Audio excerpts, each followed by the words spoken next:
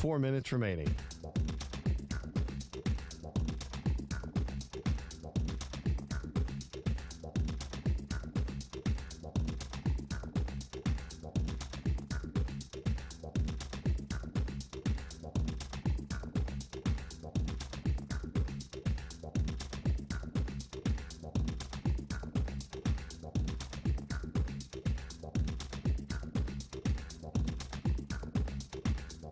Three minutes, 30 seconds remaining.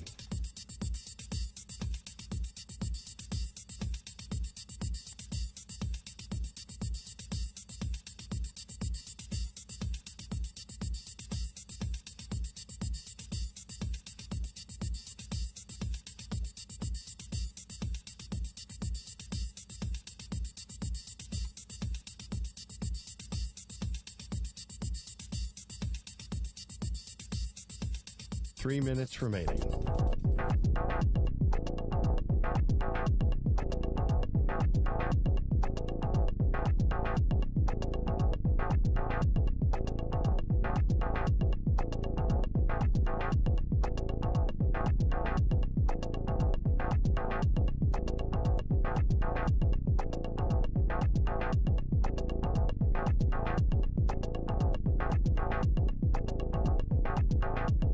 Two minutes, 30 seconds remaining.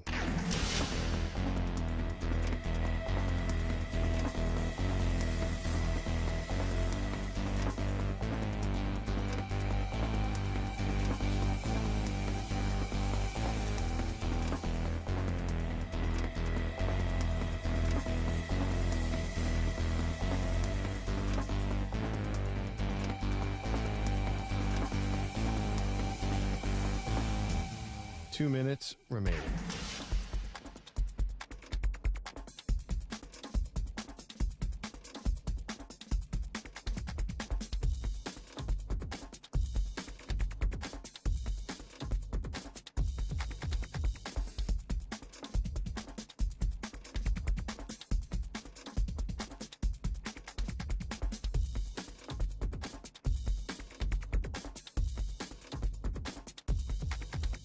One minute, 30 seconds remaining.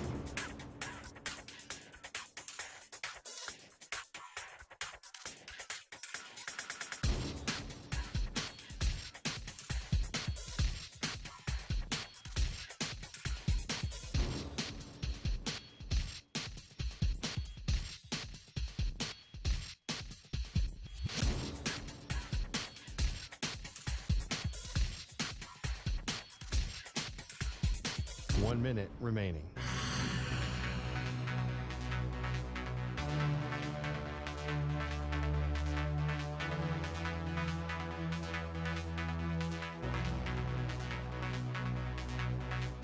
Forty-five seconds remaining.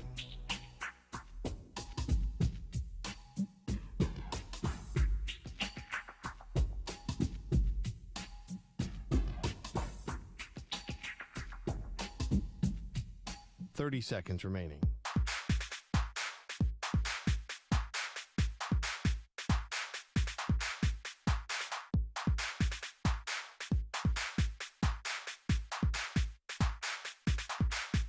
Fifteen seconds.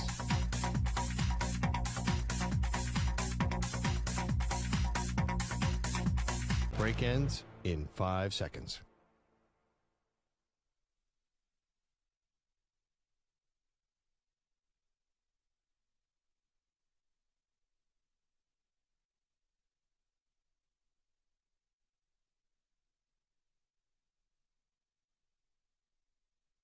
To infinity and beyond. He's live. He's nationwide. This is the Zach Gelb Show.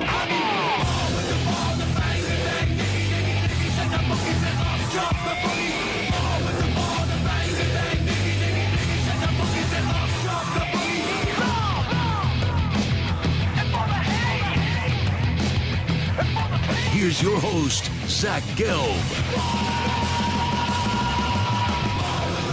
Live from the palatial yet not overly ostentatious studios of the Infinity Sports Network here in beautiful New York City, sitting on top of the 10th floor of 345 Hudson Street. Welcome on in to what is a Football Friday edition of the Zach Gelb Show across all the great local Infinity Sports Network affiliates, Sirius XM, Channel 158, the free Odyssey app, and of course streaming live on YouTube. 855-212-4227 is the number to jump on in. That's 855-212-4227. You could always get at me on Instagram, where I'm straight flexing, or via the good old cesspool of Twitter X, at Zach Gelb. That's ZACHGELB. We got a whole lot to do today. We'll delve into a ton of college football with Georgia going to Ole Miss, Alabama going to LSU. We also have to preview what should be a very fun Sunday slate for Week 10 in the NFL season. Solomon Wilcots will join us 40 minutes from now. Maggie Gray is going to stop by at 5:20 p.m. Eastern, 2:20 p.m. Pacific today to do a little NFL picks.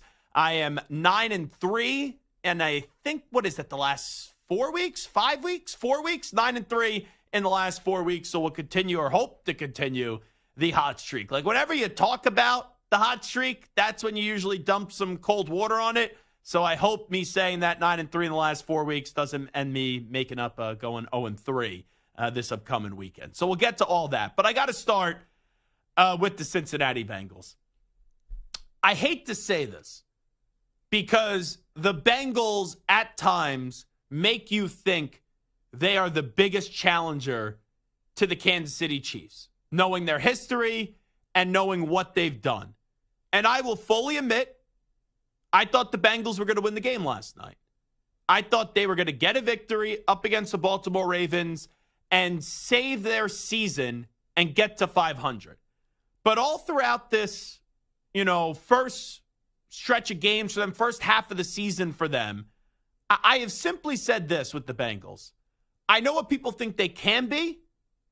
I know what people want them to be, but eventually you are what your record says you are. And going into the game last night, they had 4 wins on the season against the lousy Carolina Panthers, the lousy New York Giants, the lousy Cleveland Browns, and the lousy Las Vegas Raiders.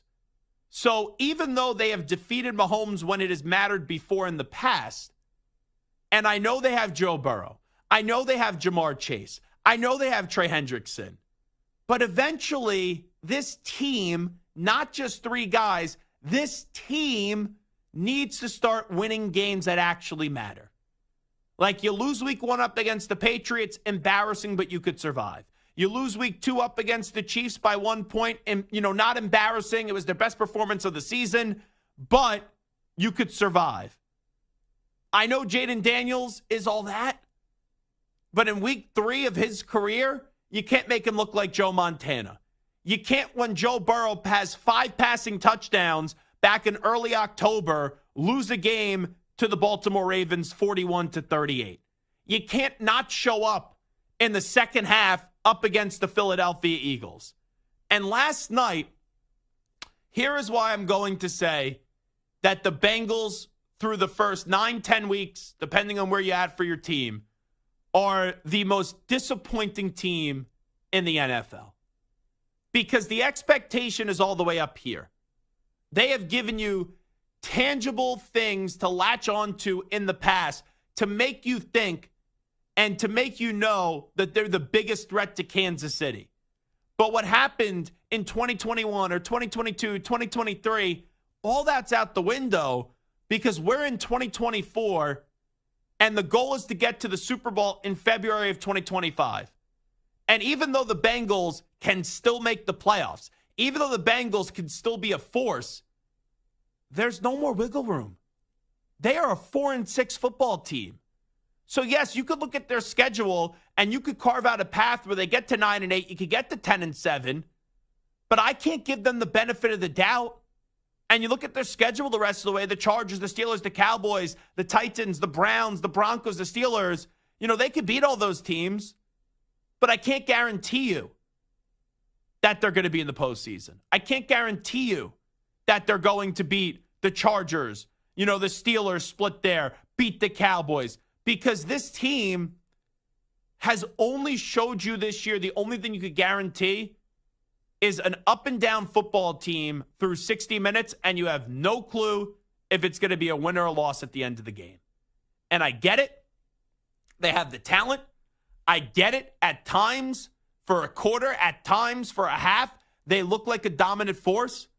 But sometimes a season, you just see in a season why a team just doesn't got it for this year. And I don't want to hear anyone tell me, oh, the Bengals could do this, the Bengals could do that moving forward, because I'll just ask you a simple question in response. What gives you confidence? And if you're saying, well, they beat Kansas City a few years ago, that doesn't matter. I need to know this year, through 10 games of their season, what makes you think when they're 4-6 with their 4 victories coming up against arguably like 4 of the worst teams in the NFL, what evidence for this year suggests that they're going to go on a run? And you can't give me one. Because this team has showed you this year that they are incredibly, and I mean incredibly frustrating. I want them to be all that. I love watching Joe Burrow. But this team this year is maddening. And last night shows you everything about the 2024 Cincinnati Bengals. They were cruising. Joe Burrow got on that field like he was going to just mess up your day. And through pretty much 3 quarters, they were in dominant fashion. Even though they left some points off the board, they were up 21-7. And in one play, that game just totally changed. And it went from the Ravens looking like they were going to have a dud performance to boom, the Ravens did the Undertaker, pop out of the casket, and then they're alive. And I hate to trash Chase Brown because he's having a really good season. And mistakes are going to happen with the youngster. You can't fumble that football. Because when you're down and out, one mistake can get you to get off the mat and then go kick some ass. And that's what happened for the Ravens. At 21-7, it didn't end the game, but it started that quick comeback that we saw from the Baltimore Ravens. Touchdown, punt, they get the ball back, and they score. But they missed the extra point. So the Bengals are still up by 1. And then sometimes when you have so many talented players and you can't win, you're just a stupid football team. And the Bengals did something incredibly dumb in the fourth quarter. It's 4th and 2. You're up a point. I am all for going for it in that spot. If you run a play that actually makes sense. If not, and you're going to try to get a touchdown in one play when it's 4th and 2 with 9:29 left in the fourth quarter, kick the damn football. And end up going on out there with McPherson and making a kick and putting you up by 4. Instead, on 4th and 2, they elected to throw a pass deep down the left sideline. For what purpose? You need 2 damn yards. It's not 4th and 22. It's not 4th and 2 with 7 seconds left and you need a touchdown at your own 34. At Baltimore's 34. It's 4th and 2 at the opposition's 34. Momentum has shifted. Keep it simple, stupid. Instead, the Bengals are like, you know what? I have all this money. I'm playing blackjack. I have all this money. Like me playing blackjack. Up on board. I'm winning a lot. Up, then I lost some of the chips. I spent 2 hours at the table. I'm only up 100. Let me just throw it all in and see what happens. And you either walk away with double what you got or you walk away with nothing. And the Bengals, they were stupid. They were like a drunk Zach Gelb at the blackjack table. Stupid. And that's what the Bengals were on that 4th and 2. Stupid. But the game didn't end there. But after that, we just saw how terrible, outside of Trey Hendrickson, this Bengals defense can be. And it was touchdown for the Ravens. Touchdown for the Bengals. Touchdown for the Ravens. And ultimately, you get a 35-28 lead for the Baltimore Ravens. And every Tom, Dick, and Harry in America is watching this game when it is 35-28 in favor of the Baltimore Ravens. And I even tweeted this out. Everyone had this thought. It's not a revolutionary idea. If the Cincinnati Bengals score, they're going for 2. Because whenever you do score, even if you get the 2, You still have to prevent the Ravens from getting into field goal range. That's number one. But number two, if you get to overtime, and let's say you kick the extra point, you lose the coin toss, you know Lamar's walking right down that field, and he's shoving it up your you-know-what. That's what he would have done with how bad that Bengals defense was playing. And the Bengals, in 9 plays, 70 yards, in 71 seconds, go right down the field and they score a touchdown. Now, when you are watching that game, and you know that Jamar Chase had 11 receptions for 264 yards and 3 touchdowns, you would think on the 2-point conversion play, they would go to Jamar Chase. Instead, they went to a backup tight end. Now, I understand what everyone's going to call in and say. Zach, they missed 2 penalties on the play. The officiating was not good. There was a hold, and if you didn't think it was a hold, then they smacked Burrow in the head, which you can't do. Can't hit a quarterback in the head. So if you want to get on the referees, that's fine. And I'm not saying it's unfair to get on the referees, because the referees at times in the final moments of games have been disgraceful this year. But I'm not letting the Bengals off the hook. Because the Bengals, even when they're playing well, they allow you to get back in the game. And once you are dominating and you let someone get back in the game, quite frankly, you don't deserve to win. And there's a way to blame the officials last night. And this is kind of my rule of thumb. If the officials are like the first thing that jump out to me, or maybe the second thing that jumps out to me, okay. I could then get on board with just trashing the officials. But I'm not letting the Bengals off the hook, because you had the Brown fumble, you had the stupid 4th and 2, let's air it out, when you didn't need to, with like 9 minutes remaining, a little over 9 minutes remaining in the fourth quarter. You had a dumb final play call, and you had a defense that couldn't stop a nosebleed.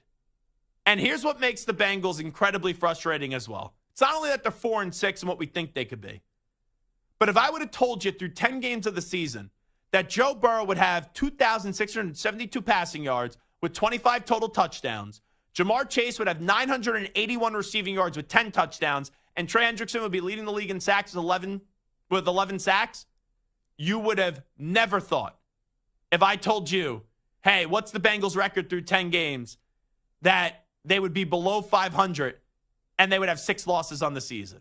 But that's who the Cincinnati Bengals are. And the real Cincinnati Bengals last night, they stood up, where they showed you what they could be in the first half, bleeding over a little bit into the third quarter. But then you had a mistake with the fumble. The Ravens get back in the football game, and then it ended up being touchdown for touchdown, touchdown for touchdown, and the Bengals made some dumb decisions. Once again, the 4th and 2 play call, dumb. Once again, at the end of the game, right move to go for 2, but an incredibly dumb play call. Like how the ball didn't go to Chase is beyond me. How the ball didn't go to then Yosivash as well, who Burrow loves, is also beyond me.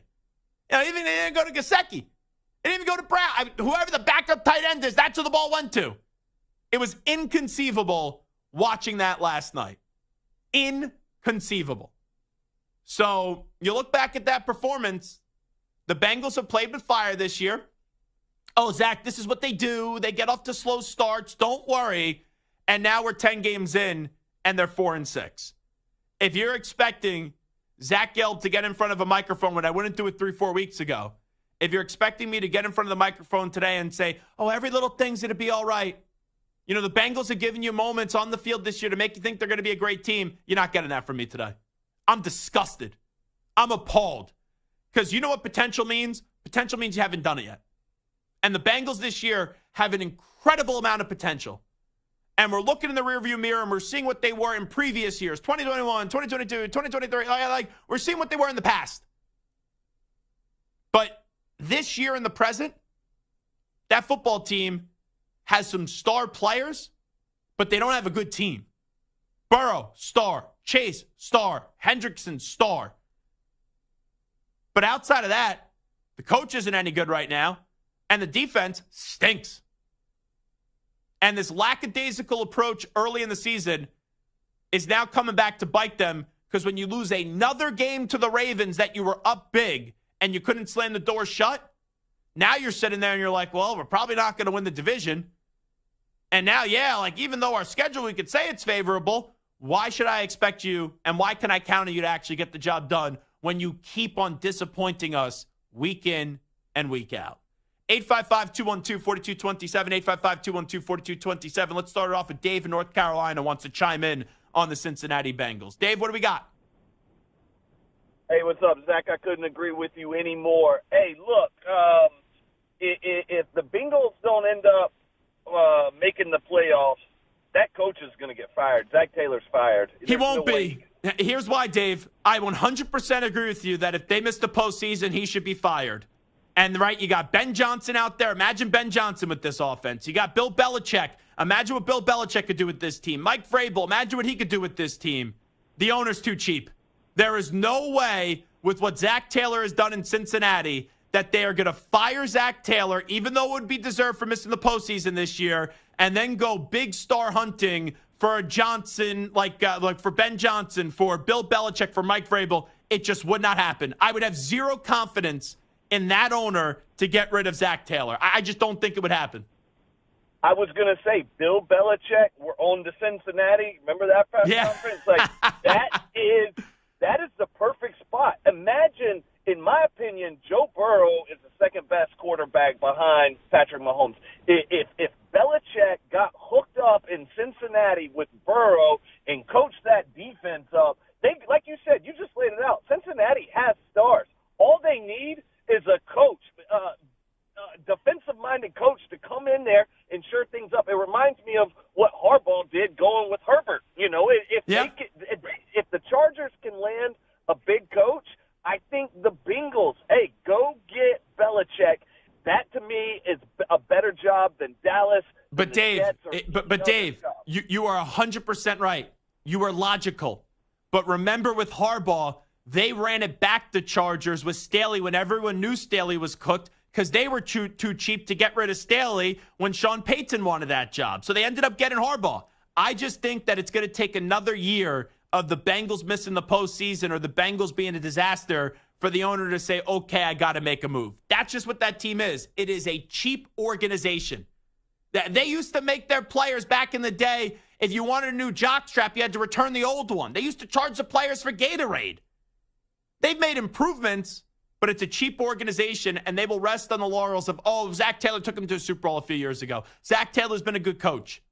I cannot see Zach Taylor getting fired at the end of the year. I would 100% advocate for it if they miss the playoffs, but I can't see it because I can't trust the owner to do the right thing.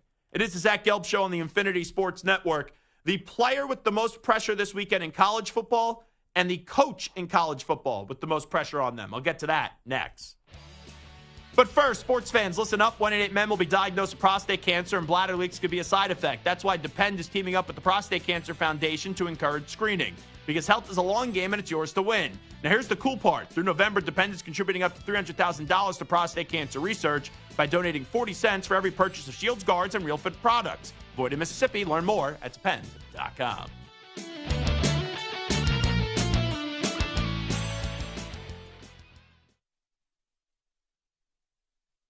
You're in a 4.5-minute break.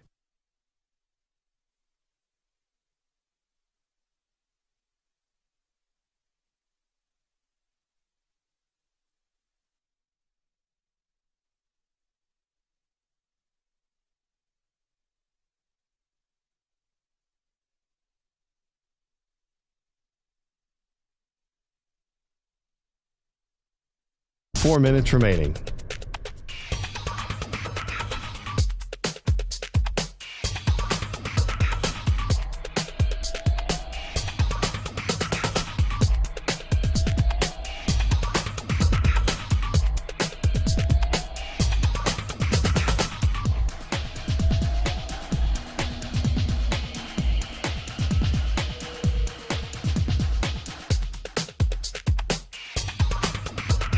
Three minutes, 30 seconds remaining.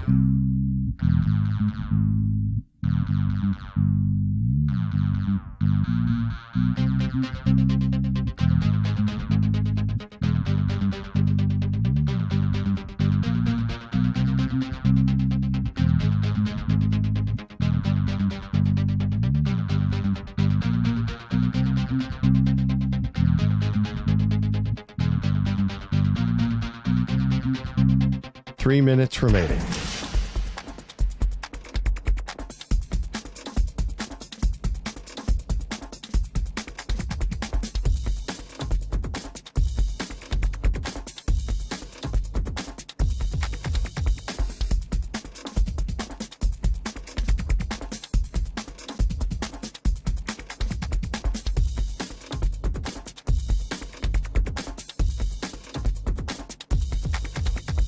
Two minutes, 30 seconds remaining.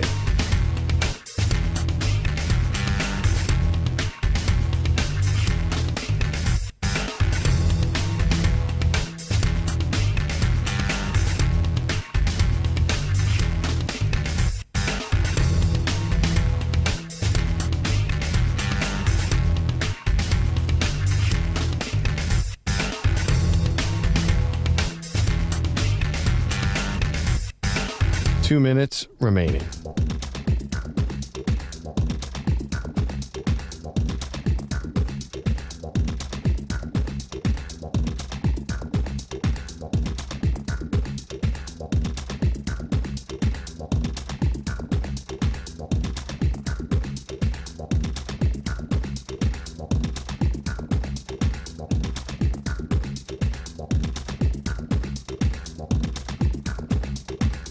One minute, 30 seconds remaining.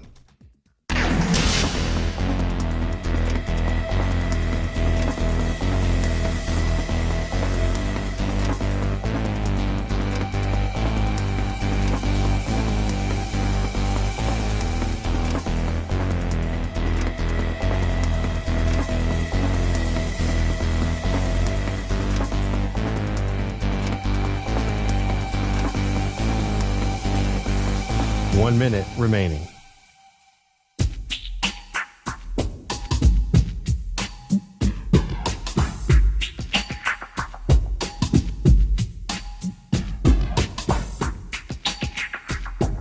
Forty-five seconds remaining.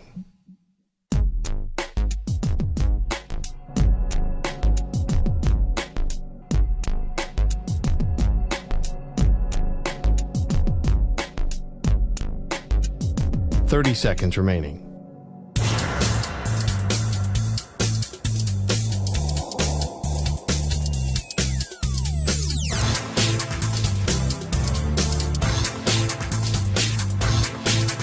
Fifteen seconds.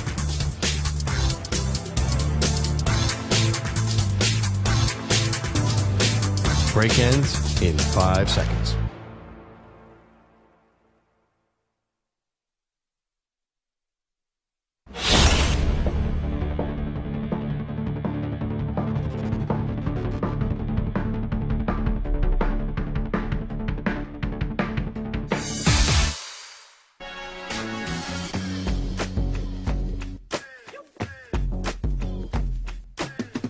You're listening to the Zach Gelb Show on the Infinity Sports Network. All right, it is the Zach Gelb Show on the Infinity Sports Network. We can't count on the Bengals. So who are we looking at to maybe take down the Kansas City Chiefs when it matters the most out of the AFC? And the first two teams that come to mind are the Baltimore Ravens, who lost to the Chiefs earlier this year by 7 when likely couldn't get that foot down, that second foot down in bounds. And then you look at the Buffalo Bills, who do play the Kansas City Chiefs upcoming in a few weeks from now. So those are the two options I threw out there. Who do you have the most confidence in to beat the Chiefs in the playoffs out of the AFC, the Ravens or the Bills? The early returns, the Baltimore Ravens, 57.2%. The Buffalo Bills, 42.8%. I will give you my thoughts on that later on in the show. But the Bengals, they got everything they could out of Chase and out of Burrow, and it wasn't good enough in that game last night where they blew it again, and then late when it was back and forth, just touchdown on a seesaw ride, they couldn't find the way to call a better 2-point conversion play. I appreciate them going for it, unlike Todd Bowles, when you go back to that Buccaneers game on Monday night up against Kansas City. But you got to have a better play call and a better option than what the Bengals elected to do so. But that Ravens defense, that's my one concern about the Ravens. Lamar, say what you want about him in the postseason. Lamar's playing like a rock star right now. And Derrick Henry, man, that dude is so tough to stop. And you see Mark Andrews coming back to life. Zay Flowers has been good. They have more than enough on offense where they better not have a stinker like they did last year, and they better not lose because of the offense and the bad play calling and Lamar not showing up in the big spot. But that defense was leaking last night. That defense was Swiss cheese. I'll get to the college stuff in just a second. 855-212-4227, 855-212-4227. William in Pittsburgh wants to chime in on the Cincinnati Bengals performance last night up against the Ravens in another Bengals loss. William, what's happening? Hey, what's happening? Thanks for taking my call. Yeah, I'm actually rooting for the Bengals last night, of course. I'm a Pittsburgh fan, and they can't even, I'm rooting for them, and they can't even win. I don't know why everybody's so surprised about what the Bengals are doing. This culture's been around for a long time, in my opinion. I worry about the Bengals every year as a Steeler fan with the talent that they have. Ever since Marvin Lewis, or I think that was the coach before. And they hung on to him, in my opinion, too long. They had some good teams coming up through. And here we are again talking about, one of the best wide receivers, one of the best quarterbacks in the league. Chase Brown doing really well. Well, let's be fair. No one ever thought Andy Dalton was one of the best quarterbacks in the league.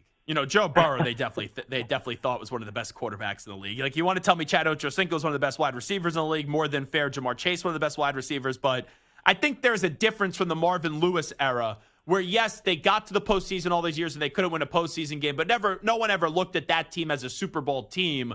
This team is viewed differently because they beat the Chiefs a few years ago in the playoffs and got to the Super Bowl. Sure. And I agree, but I just don't, every year they seem to just screw it up on their last night's play. That was absurd. Terrible. That was terrible. I have a friend that's a Bengals fan. He's texting me, and I'm texting him the same stuff back, man.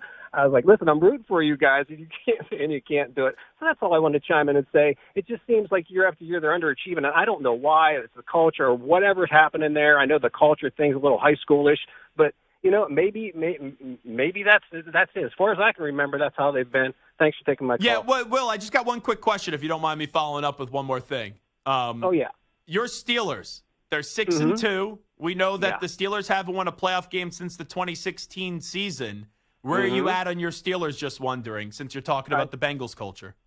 I think my Steelers are overachieving early in the year, as we have last few. I think we'll come back to reality here the next 4 or 5 weeks. But I'm happy with where we're at, and I think we're going to be a playoff team. Sure. And once you're in that tournament, you never know. Sure, the Bengals are better on paper. The Ravens are better on paper.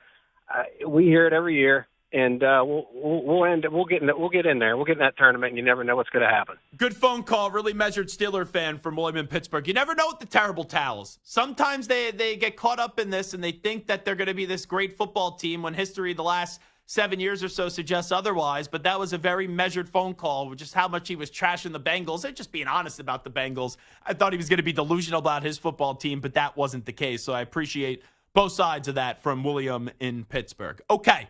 This weekend in college football, you got 2 enormous games. You got Alabama going to LSU. You have Georgia going to Ole Miss. And I think the coach under the most pressure this weekend is actually Kalen DeBoer. And here's why. Kalen DeBoer is in no danger of getting fired. But year one for him at Alabama, for it to be a success, he has to make the college football playoff. Because if he would have not made the college football playoff in year one when it was 4 teams, people would be like, okay, I don't love it, but I could understand it. When you go to 12 and you're replacing Nick Saban, you cannot afford to miss out on a 12-team playoff. And Alabama has no more wiggle room left with the fact that they already lost to Vanderbilt and they lost to Tennessee. This is an enormous game for Alabama and for Kalen DeBoer to show that this team could still go out there and make the playoffs. Because with all the ups and downs this year in the first rankings, they were still able to snag the 11th seed. So that pressure is on Kalen DeBoer.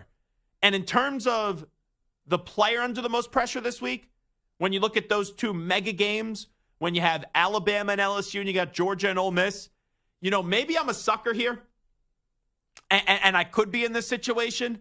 And I know it was only 1 game last week with that Ole Miss offense comes alive and Lane Kiffin, he can't win a big game. But I'm looking at Ole Miss this week, and I'm buying Ole Miss tomorrow. I think Ole Miss, only a 2.5-point dog, I really think that they're going to win this game outright. And, hey, I know Georgia is one of the teams I'm most confident in. I think only 3 teams can win a national championship. When you do look at Georgia, you look at Oregon, and you look at The Ohio State. But Carson Beck has been a turnover machine. And I don't understand. Santa sent me this. I wasn't even thinking about odds for the first overall pick or the first quarterback taken in this draft. With what we've seen so far, the first overall pick of the 2025 draft, the odds heading into college football week 11 from Bovada, Carson Beck is at plus 350. Shedeur Sanders also at plus 350. Shedeur makes sense. Shedeur has looked like someone that could be the first quarterback taken. But you look at it afterwards, Carson Beck at plus 350, Shedeur at plus 350, Quinn Ewers at plus 500, Travis Hunter at plus 800, Cam Ward at plus 1,000, and Jalen Milroe at plus 1,000. Milroe, no way. It shouldn't be Beck. It shouldn't be Ewers. Cam Ward, I could see. Shedeur and Cam have been the 2 best quarterbacks in college football this year that are getting ready for the NFL draft next year. So I will say that the player under the most pressure this week is Carson Beck. Because, Carson Beck, he's reminding me like the Bengals, where we're told what they could be. We're told what people think they should be, and where the expectations are, and the level of belief is going to be, and how great they could be. But the Bengals, even though they give you some moments, they're 4-6. Carson Beck, he go on and win the national championship this year. But so far, they haven't won because of Carson Beck. They're winning in spite of Carson Beck right now. And he has just been a turnover nightmare this year. Aaron Murray even said with us the other day, there's a chance that he falls to the 2nd or 3rd round. Now, I don't think he's going to fall to the 3rd or the 2nd round. I still think he'll be a first-round pick. But I would not feel comfortable taking him in the top 10. So coaching-wise this week, even though he's not coaching for his job, but you're coaching to make the playoff, Kalen DeBoer has to deliver. And then from a player standpoint, I need to start seeing Carson Beck look like a championship quarterback. Because that Georgia team could absolutely positively win a championship. And they could maybe win a championship even if the quarterback doesn't give you a championship level of play. But we were told that Carson Beck was going to be of a championship caliber quarterback this year. And even though his team still looks like a championship team, the quarterback does not look like a championship quarterback right now. All right, this is Zach Gelb Show on the Infinity Sports Network. We will take a break. When we come on back, former Cincinnati Bengal does a great job with the Believe in Bengals podcast. Also, you can hear him each and every morning on Sirius XM on the NFL radio. That is Solomon Wilcots, who's going to join us about the Cincinnati Bengals, who are now 4-6. Is there any optimism with this team, or is it all false hope from here on out? We'll talk to Solomon Wilcots next. Update time first. Here's Zach. Infinity Sports Network. Sports Flash. And it's brought to you by Progressive, who's proud to support veterans and small businesses with their annual Keys to Progress vehicle giveaway program, helping our heroes drive their lives forward. Learn more at keystoprogress.com. The 2-7 Jaguars will face the Vikings Sunday, and quarterback Trevor Lawrence is unlikely to play due to his injured left shoulder, while Will Levis on the mend from a shoulder injury will start for the Titans. Texans receiver Nico Collins has returned to practice from injured reserve. A couple of NBA coaching changes have had immediate impacts. The Cavaliers have stormed out of the gate under Kenny Atkinson and are 9-0 and host the Warriors, who are a big threat tonight to that streak at 7-1 coming off a win in Boston. The Suns are off to the best start in the West. Mike Budenholzer has Phoenix at 7-1. They've won 6 straight, the last 5 by 6 points or less. Kevin Durant said their ability to prevail in these close games will pay off down the road. We got to keep practicing. I think these moments are good. I mean, we've been in a lot of tight, close games. I'm sure Suns fans on edge every game, but I think it's good for our team that we can play these fourth quarter games and get an understanding for what it's like in crunch time. College basketball tonight. Top-ranked Kansas will host 9th-ranked North Carolina. I'm Rich Ecker. The Infinity Sports Network is on your smart speaker. All you have to say is play Infinity Sports Network.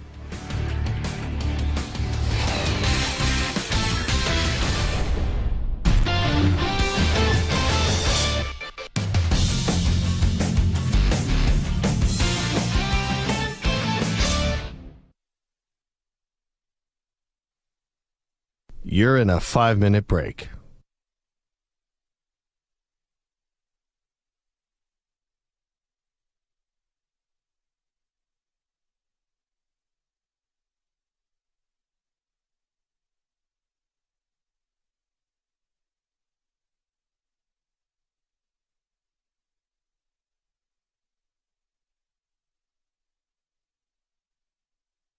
4 minutes, 30 seconds remaining.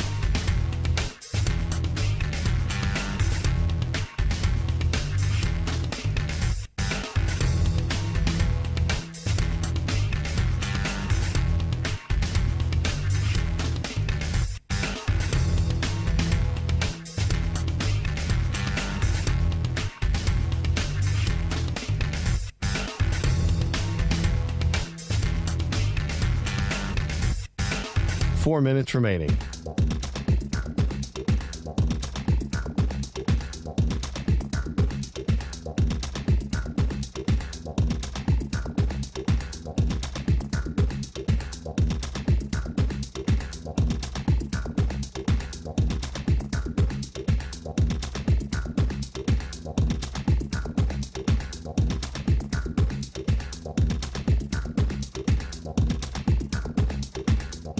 Three minutes, 30 seconds remaining.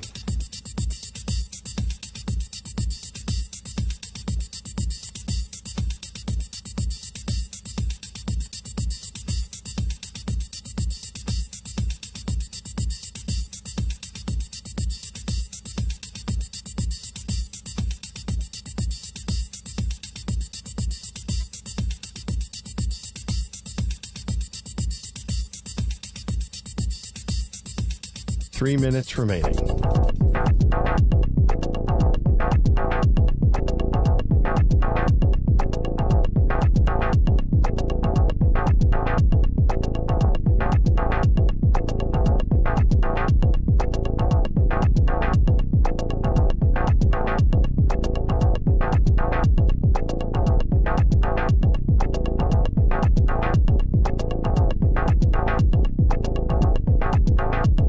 Two minutes, 30 seconds remaining.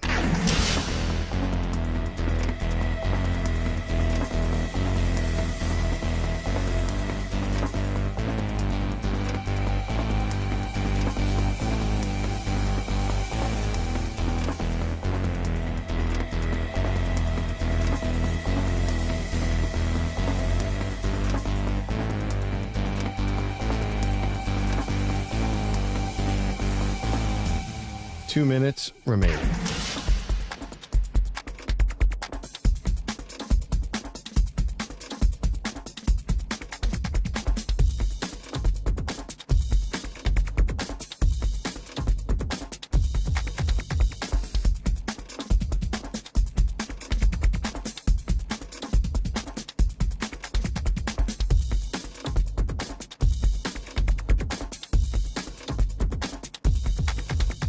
One minute, 30 seconds remaining.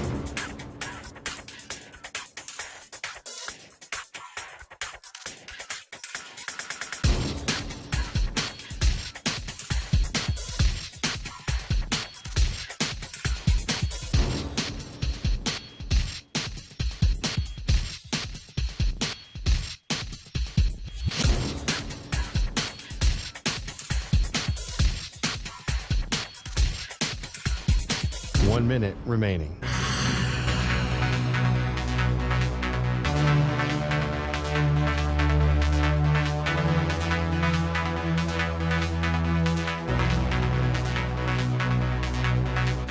Forty-five seconds remaining.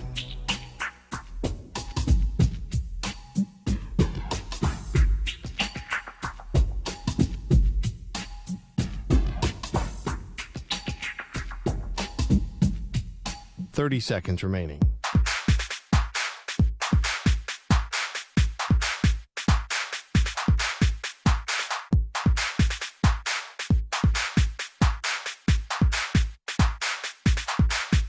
Fifteen seconds.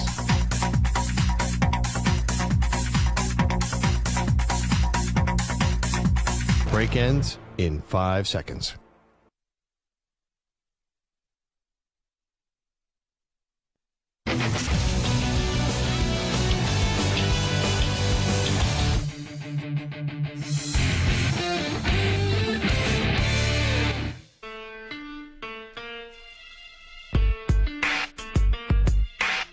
Welcome back to the Zach Gelb Show.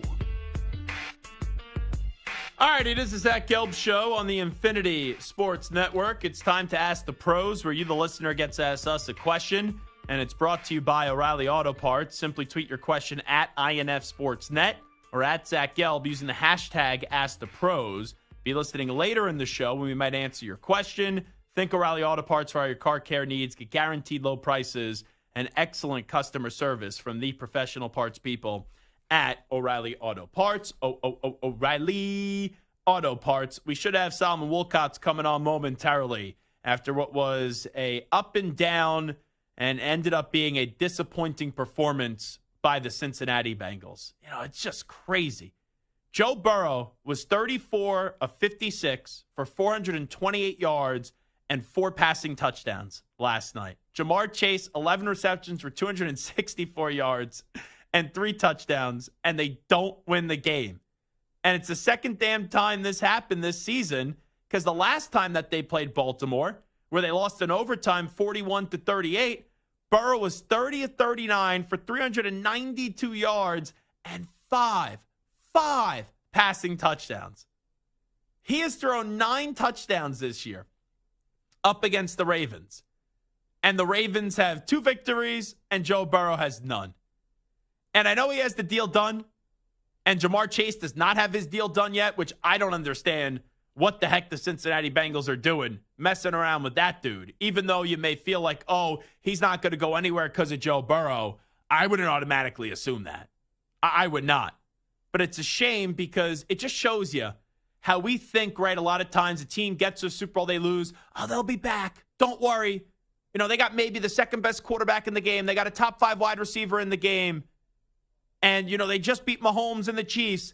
And it's not always guaranteed that you're going to get back. They got back to the AFC Championship game, and they lost. You know, last year, Burrow got hurt. They missed the playoffs. This year, they're 4-6. And even though you always have a window with Joe Burrow has dealt with 2 season-ending injuries. You know, this is a team right now. That's their problem. They're individuals. Like Burrow, Chase, Hendrickson, stud. Outside of that, the offensive line continues to be a problem in Cincinnati. Whenever you watch Joe Burrow, you're like, wow, he's a gamer. But Joe Burrow is just getting smothered and clobbered by the other team. And that defense, what the heck has happened to that defense? Lou Anarumo, remember we talked about him potentially being a head coach in this league and him getting screwed over? Well, the problem is you can only devise a game plan to stop Mahomes, which is a very important and resourceful skill to have. But when your defense can only have a pulse up against Mahomes and they can't do anything against the other offenses in the league, what does that mean? You know, it's bonkers. They couldn't even get a pass rush up against the Patriots this year. And they had the leading sack guy in the league in Trey Hendrickson. You know, they look fine up against Kansas City. Jaden Daniels torched them. The Ravens torched them. The Eagles in the second half torched them. And last night, Lamar Jackson just smacked around that football team, even when he was down 21-7. And the more and more things change, the more and more things kind of stay the same. That's what it is with the Bengals, where it's all what they can be. But ultimately, when you are 4-6, it's not what you will be. That's what you are. And right now, it's maddening for the potential what this team could be, for the 3 stars that they have. Like when you have an elite pass rusher in this league, an elite quarterback in this league, and an elite wide receiver in this league, you should not only be just above 500, you should be winning your division and making a deep run in the playoffs. But there's a legitimate chance, and right now I think it's likely that the Bengals miss the playoffs. And if you say, Zach, but wait, look at the schedule the rest of the way. Okay. But this is a team through 10 weeks. They have lost a lot of games they should have won. And in their 4 victories, it's not like there's anything to write home about on barely beating the Giants, barely beating the Browns, and beating the Panthers, you know, and the Raiders. Like the lousy Raiders. So what if those are your 4 victories? It could be worse. Like people would say, oh, it could be better. It could also be worse when you look at the Cincinnati Bengals. And it's just frustrating, really frustrating, because we want this team to be good. And this team has the potential to be good. But when you just watch this team, there's so many Sundays, or in this case, on Thursday night, where you walk away and you just go, wow, they lost that game and they're on the verge of missing out on the postseason this year. Man, really, really, really frustrating when you're watching Cincinnati. All right, I know a guy that's going to be frustrated with the Bengals right now is Solomon Wilcots. He played for the team. That does a great job. Believe in Bengals. And also you can hear him on Sirius XM NFL Radio. Solomon, I appreciate you doing this. I'm losing my mind over this football team. Burrow's unbelievable. Chase is unbelievable. Hendrickson's leading the league in sacks. And this team at 4-6 with 4 wins up against 4 teams who stink. What's going on? Well, you're right. It goes to show you, because every year in the offseason, Zach, and you know this, we talk about all the quarterbacks coming out of the draft and how they're going to change franchises. But it still comes down to some basics. You got to be able to tackle on defense. And it might help if you can cover and don't let them to throw the ball over your head and don't let them score 4 consecutive touchdowns. It might help if you don't fumble. You know the running back that they sent packing for a 7th-round pick to Houston by the name of Joe Mixon. Go check the record.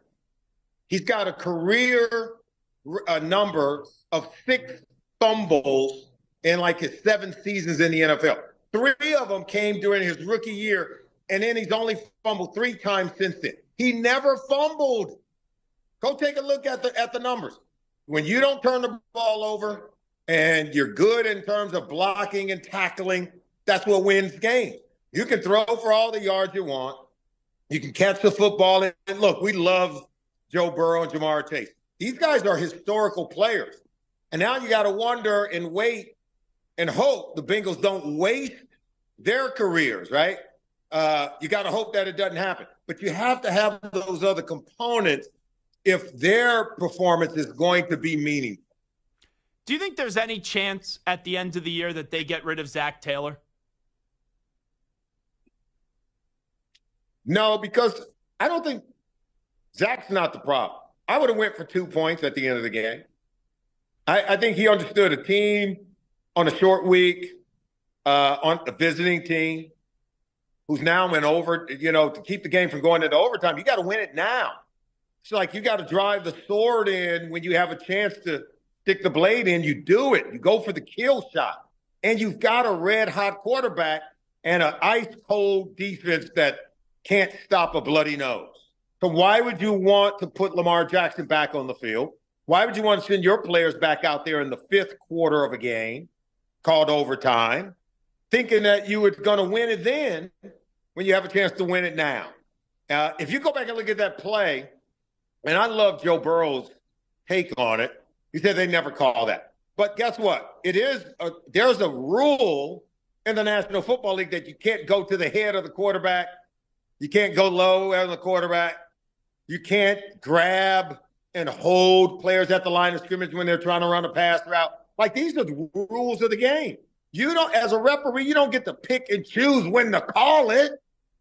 If there's a violation, there's a violation. Now, I'm not going to argue and quibble over the officials. You got to win the game on the field. But Zach Taylor didn't miss any tackles. Zach Taylor didn't let him throw the ball over. He's not the one that let him score 4 straight touchdowns. The Bengals defense did a great job of stopping Derrick Henry. You know how you stop Derrick Henry? Play with a lead, Zach. You got to play with a lead because they'll give up the run game. And that's why I don't think the team – I like the Baltimore Ravens. I like Lamar Jackson. It's going to be hard for them to win a Super Bowl when you can't play good defense and when you have a coordinator who tends to panic and gets away from the running game even if they're trailing by 7 points. Okay, at halftime, what was it? 14-7. The Bengals went up 21-7. Next thing you know, we fumble the ball and give them the ball at point-blank range. Now it's 21-14. You're only trailing by 7. Why are you not allowing Derrick Henry to do what Derrick Henry does? But that's what they did in the AFC Championship game, even when Derrick Henry wasn't around. If they're losing on the scoreboard, running game, Lamar, go out and win it. Lamar has grown to become that kind of quarterback, though. This guy is now 6 straight games with over 275 yards passing and a quarterback passer rating of over 120. And the only other guys that have done that, Tom Brady, Peyton Manning, and Aaron Rodgers. He is in rarefied territory, so we got to give Lamar Jackson his credit as well. The Kansas City Chiefs have been vulnerable this year, but they're still undefeated. Their defense for the second year in a row has been better than their offense. I'll have you throw a dart on the board right now, Solomon. If you had to pick one team in the AFC that has the best chance of taking down Kansas City in the postseason, in just the AFC, who would that team be in your opinion? I'm going to give Baltimore a shot to do that. I'm going to give the Buffalo Bills a shot to do that. Look at what Sean McDermott has done with the Bills. He jettisoned their two starting wide receivers in Gabe Davis and Stephon Diggs, right? He's rebuilt the entire secondary. I don't think not one of the starters, unless you want to call Rasul Douglas one of the starters, they traded for him midway point of last year. So they pretty much turned over the entire secondary. Taron Johnson, the nickel corner, he's the guy that's come back. But yet, look at how they're playing. Look at how they're winning. And Josh Allen has gotten better, right? He's knocked down the turnovers, and he's playing with a higher level of efficiency. Don't write off the Buffalo Bills.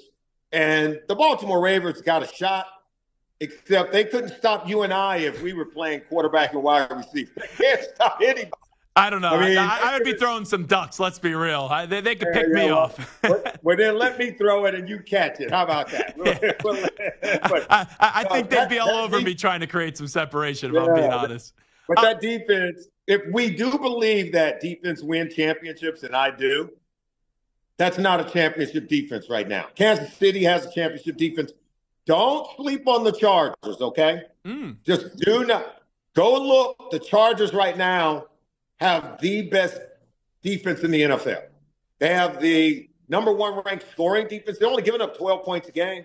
They're slowly building it. And this is not about who you are in September and October. November is the month that we remember. Obviously, December and January is where it counts. That's a team that's building momentum as the games become more meaningful. I only got 45 seconds left. Last thing that I'll ask you. Is there any reason to believe that at 4-6, the Bengals can turn this around and get into the postseason? Because they have been a team, man, everyone tells me how great they're supposed to be, and they haven't proved that. No, I mean, the reason is Joe Burrow. The reason is Jamar Chase. And if T. Higgins gets healthy, think if they would have had T. Higgins in that game last night. He would have made a huge difference. So, no, that's the reason. However, I could give you more reasons why it won't happen. And I think it starts with the defense, unfortunately. Hey, Solomon Wilcots does a great job. Make sure you check him out on his Believe podcast, Believe in Bengals, and also Sirius XM on NFL Radio. Solomon, appreciate it. Thank you. You're the best, Zach. Keep up the good work, my friend. You got it. Thanks so much. Solomon Wilcots joining us right there on the Zach Gelb Show on the Infinity Sports Network. We will take a break. We will carry on with that conversation on who has the best chance to take down the Chiefs when it matters in the AFC in the postseason. And what an interesting answer that was on the Chargers. I know you got a championship coach in Harbaugh. You got a good offensive line, defense playing solid. You know, Herbert hasn't won big games in this league, but he's a good quarterback. But I wasn't anticipating that answer. You know, I feel like it's just Ravens or Bills, Ravens or Bills, Bills or Ravens, Bills or Ravens. Like, who is it? So he throws the Chargers in there. That was definitely fascinating. All right, we'll take a timeout. Be on back in 5 minutes.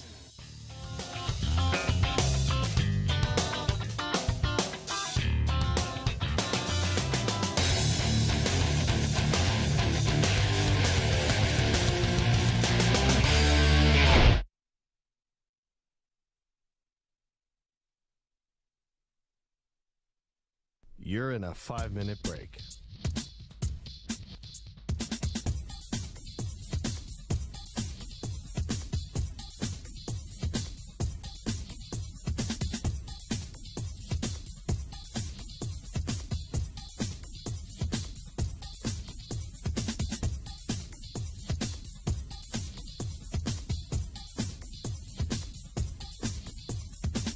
Four minutes, 30 seconds remaining.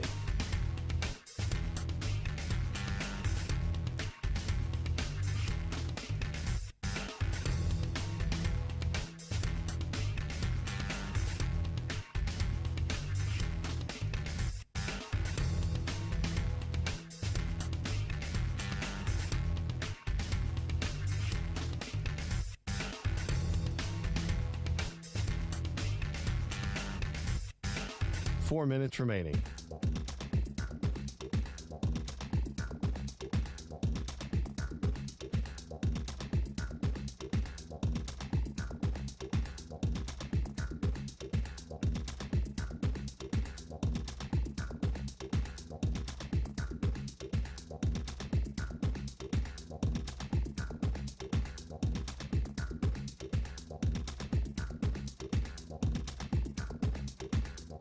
Three minutes, 30 seconds remaining.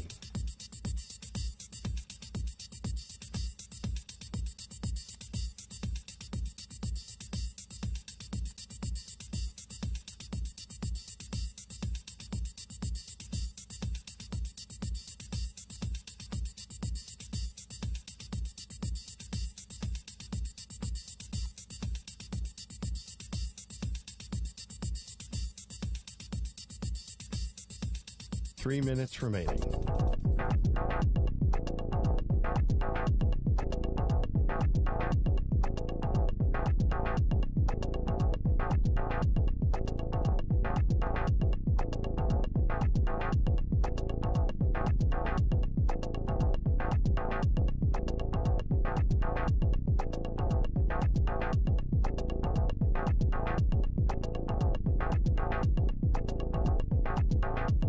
Two minutes, 30 seconds remaining.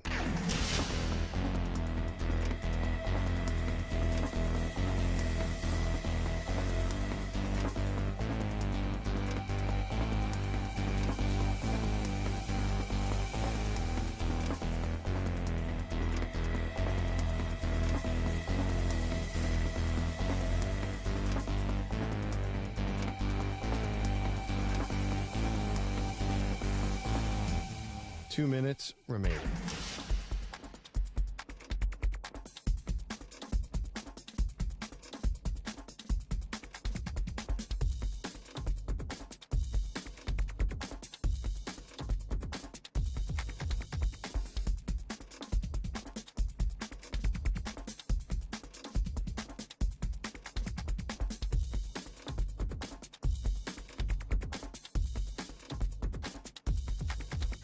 One minute, 30 seconds remaining.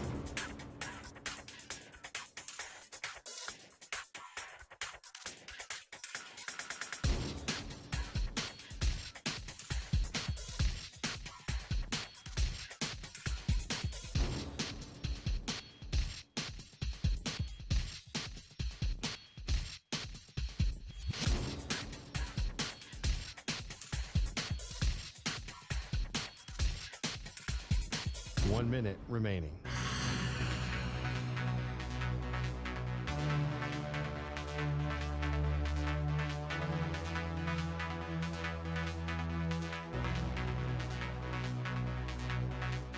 Forty-five seconds remaining.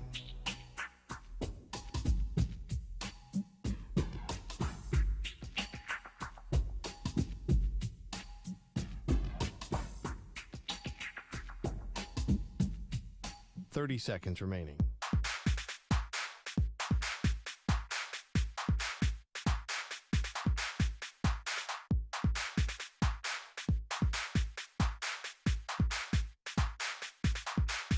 Fifteen seconds.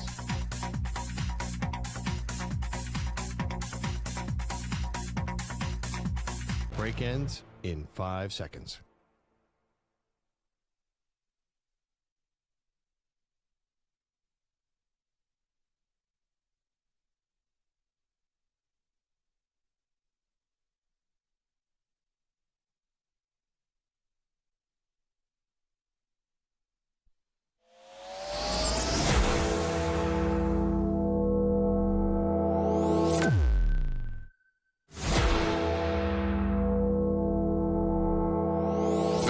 Infinity and beyond. He's live. He's nationwide. This is the Zach Gelb Show. All righty, hour number 2 of our radio program. It is the Zach Gelb Show on the Infinity Sports Network. We did just have Solomon Wilcots on, and I asked him, hey, take the Chiefs out of it, or actually including the Chiefs, if you had to pick a team that has the best chance to beat Kansas City in the postseason, in the AFC only, who would it be? I thought, right, you just Say the Ravens or the Bills. And that's kind of the end of the conversation. Well, Solomon threw another team in there. And he threw the Los Angeles Chargers. Now, I think most people listening will be like, oh, that's ridiculous. How can you say the Chargers? Like, who have they defeated this year? Their wins are up against the Raiders, the Panthers, the Broncos, the Saints, and the Browns. They played Kansas City close, where if memory serves me right, they were up 10-0, and then Kansas City had 17 unanswered to win that game 17-10. But this is a Chargers team that has lost to the Steelers. They lost to the Cardinals. But you look at the schedule the rest of the way. All right, they play Tennessee. They play the Bengals. They play the Ravens. You got chances to prove yourself. But that game that we're really going to circle is on December 8th, where they're in Kansas City, Sunday Night Football on NBC, yeah. But when you look at the Los Angeles Chargers, they are allowing the fewest points per game in the NFL. 12.6 points per game. Stu, I'm going to do something that's not nice here. I'm going to put you on the spot. Do you think you could name the 5 defenses? I just gave you one, the Chargers, that are averaging the fewest points per game allowed this year in the NFL. I will try. Okay. That's all I asked for you. It's just a try. That's it. Let's start with the Chiefs. I feel like their defense is really good. It's near the top. Chiefs are 4th, which is scary at 18.4 points per game only allowing, and that offense still hasn't even got going yet in Kansas City. So imagine if the offense actually starts to have a pulse and look really good, and they could dictate the time of possession. It will make that Kansas City defense even better. So Chargers 1 at 12.6, Chiefs 4th at 18.4. Can we get 3 more from Steve? Let's see. I feel like the Texans are up there. They're pretty good. The Houston Texans are 14th. Okay, they're not up there then. They are not there. They're the top 15, but not in the top 5. I feel like the 49ers play kind of not a lot of high-scoring games. Nope. Not the 49ers. 22.8. They're 16th. What about the Steelers? I feel like their defense is pretty good. Yep, 14.9. So the Steelers are 2nd. So you got the Chargers 1, the Steelers 2, the Kansas City Chiefs in at 4. I don't think you'll get the 5th one. But when I say the 5th one, you'll be like, oh, it kind of makes sense. And I'll explain why. You got 2 more, though. I'll give you 2 more guesses to see if you get 3 and 5. What about the Vikings? Close. Good guess. Minnesota's 7th, though. 18.8. There's actually 2 teams tied for 5th.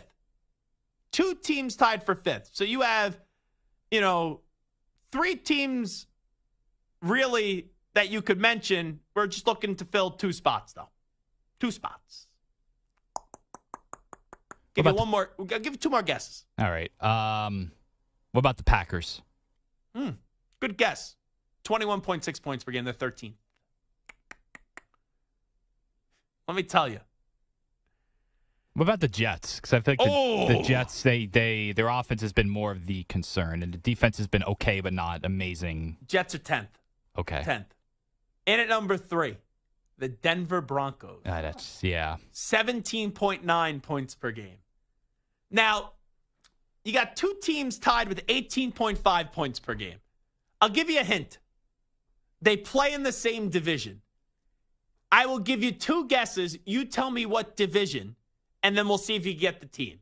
AFC South. It is not the AFC South. Wrong conference. That's also what I'm going to tell you. So pick a team in the NFC. NFC division. West. No. Darn. So it's either the East, South. the North, or the South. NFC South. No.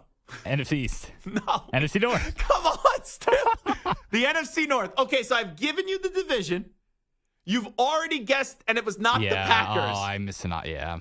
Can you get the 2 other teams? It's the Lions and the Bears. Yes. Wow. Who would have ever thought the Lions had the 5th fewest points per game allowed with how much time we have dedicated to saying, hey, Detroit by the deadline, they had to get a pass rusher. Now they don't have Aiden Hutchinson. But it makes sense because their offense scores so many points. So then they're dictating so much of the clock. And a lot of these games are like blowouts. So it absolutely makes sense it's Detroit. I'll say this. It shows you in Chicago how some people may be like, oh, well, Matt Eberflus is doing his job on the defensive side of the ball. But when Shane Waldron is your best opportunity at offensive coordinator, geez Louise, yikes. Like, if I would have told you before the start of the year that the Bears would only be allowing 18.5 points per game and they have the 5th fewest points per game allowed in the NFL, I'd be saying, wow, Caleb Williams must be balling out. That Bears team, must be going into the, must be a playoff team. So the top 5 defenses in the NFL in terms of fewest points allowed: Chargers 1, Pittsburgh 2, Denver 3, Kansas City 4, and then the Lions and Bears tied for 5. So, Stu, I'll ask you then this. I think this is an easier question. It's not a guess kind of question. So when you look at the Kansas City Chiefs, they're the number 1 team in the AFC. Who would you then say, in just your opinion, if you had to put money down right now on the team that has the best chance of beating them in the postseason? I give you the first pick. Who would that be in just the AFC? I would say it's the Ravens. You would say it's the Ravens. Now, I'll give you the case why it's not going to be the Ravens, even though I would agree with you that it should be the Ravens. Lamar, wonderful. Derrick Henry, wonderful. I know there may be this fear of that offense showing up in a big spot, but it's the defense. And it's like, if you're getting into a shootout with Mahomes, well, Kansas City has the better defense, and your defense is leaking all over the field. So let me just tell you, it's not the Ravens, even though I do think that you're right now. You got to go with the Ravens. Who would then be your next guess? Buffalo, right? Yes, Buffalo. Okay. And Buffalo's fair. Now, you look at Josh Allen, you believe in him, and you could say, oh, well, they never beat Kansas City when it matters. Offensively, they got some good pieces with James Cook. We'll see the health of Amari Cooper and Keon Coleman.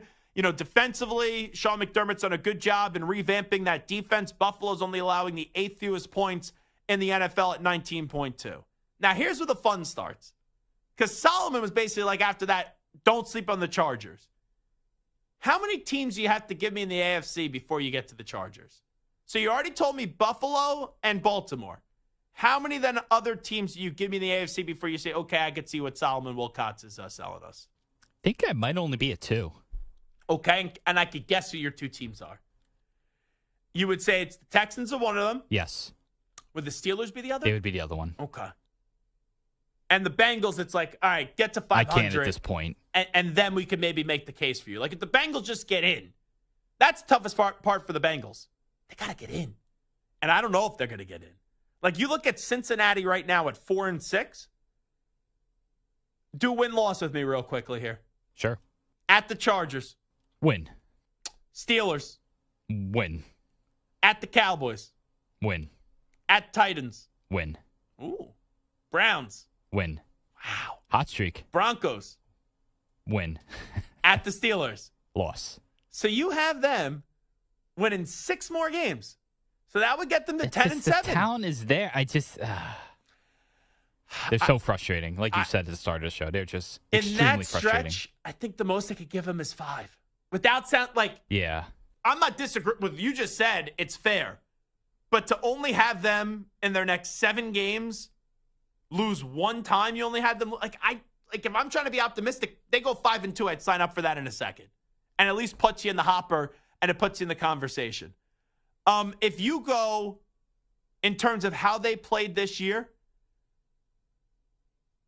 I would say the Texans still can, even though Stroud has not been great in these big games this year. But now they're getting Nico Collins back. Diggs is done for the year. You got Mixon, who's a heck of a back still. And that defense, it's not a great defense, but they're a top 15 defense in the league. You got Will Anderson Jr., who's a stud. So I could still see myself making the case for the Texans. I would actually, though, say, Stu, and I never thought I would say, like, if you asked me this a week ago, I would say you're crazy. But if I'm telling you the top 4 contenders in the AFC with the best chance of taking down the Kansas City Chiefs when it matters, I would rank it Ravens 1, Bills 2. I would then actually go the Texans 3, and then the Chargers 4. I like the Chargers better than the Steelers. Because I look at the Steelers, I still have trust issues with Russell Wilson. I know that they got Mike Williams. I think it's going to be a savvy move. George Pickens is great, but you never know what mood he's going to wake up in. And that Steelers defense is really damn good. But I've just seen, you know how we're all assuming the Bengals will eventually get in? We're just assuming the Bengals will be that team.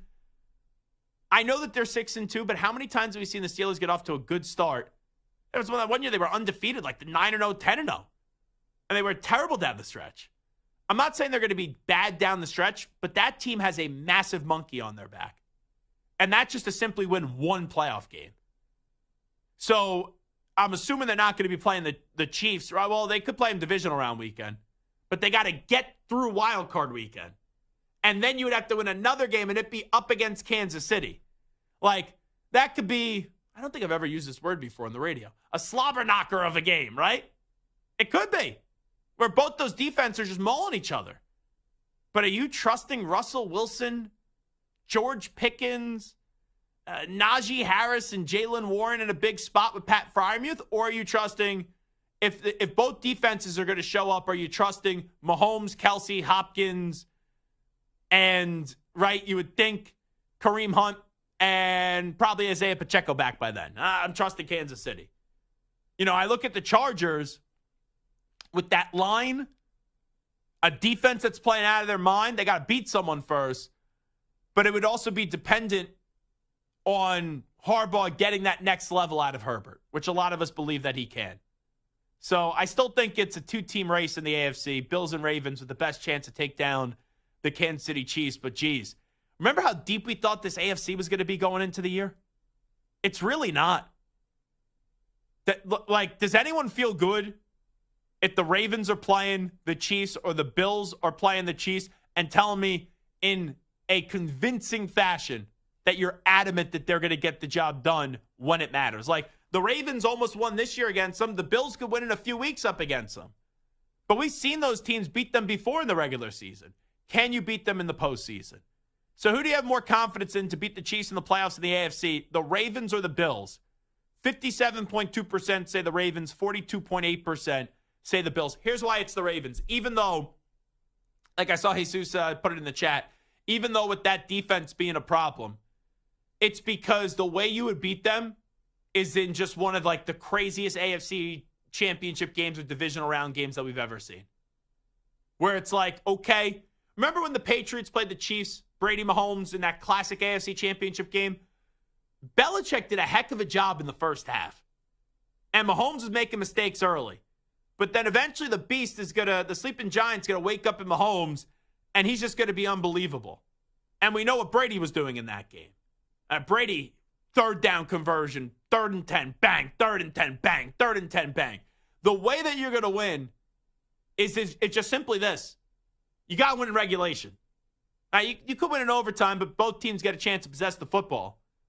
But it's just got to be one of those 41-38 games where you have the ball last and you put the ball in the end zone.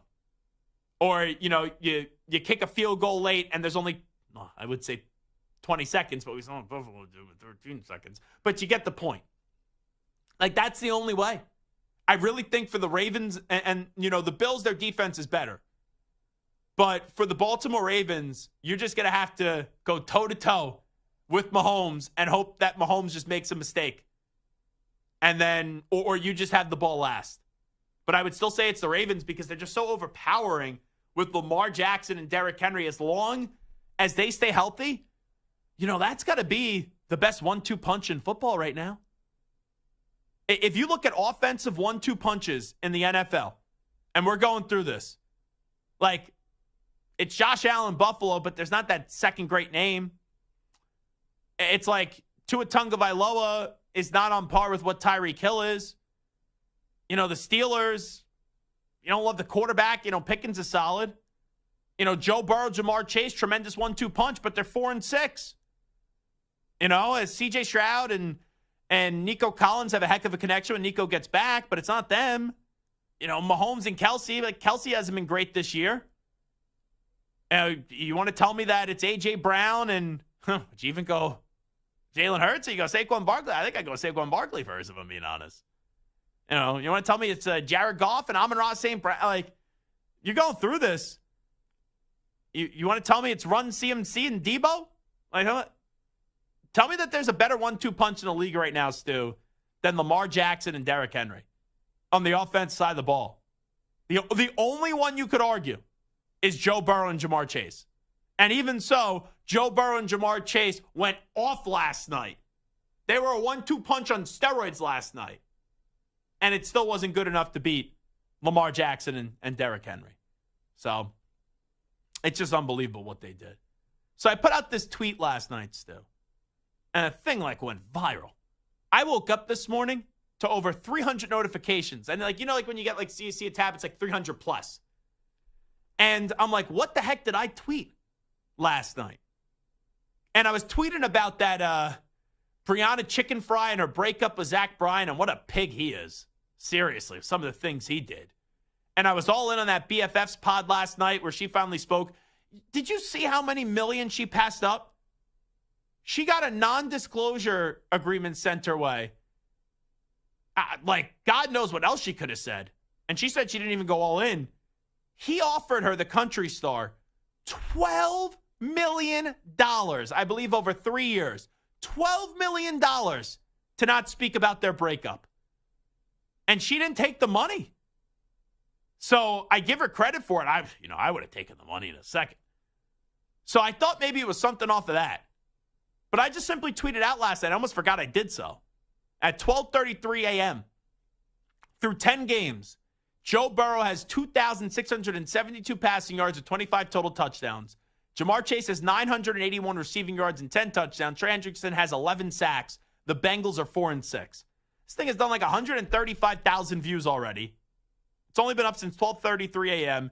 It's got 3,800 likes and 384 quote tweets. It's just stupid. Off a simple tweet with a Chris Farley gift, too, which, I think helps it out. But I got a response there. Imagine if the NFL was only 3-on-3.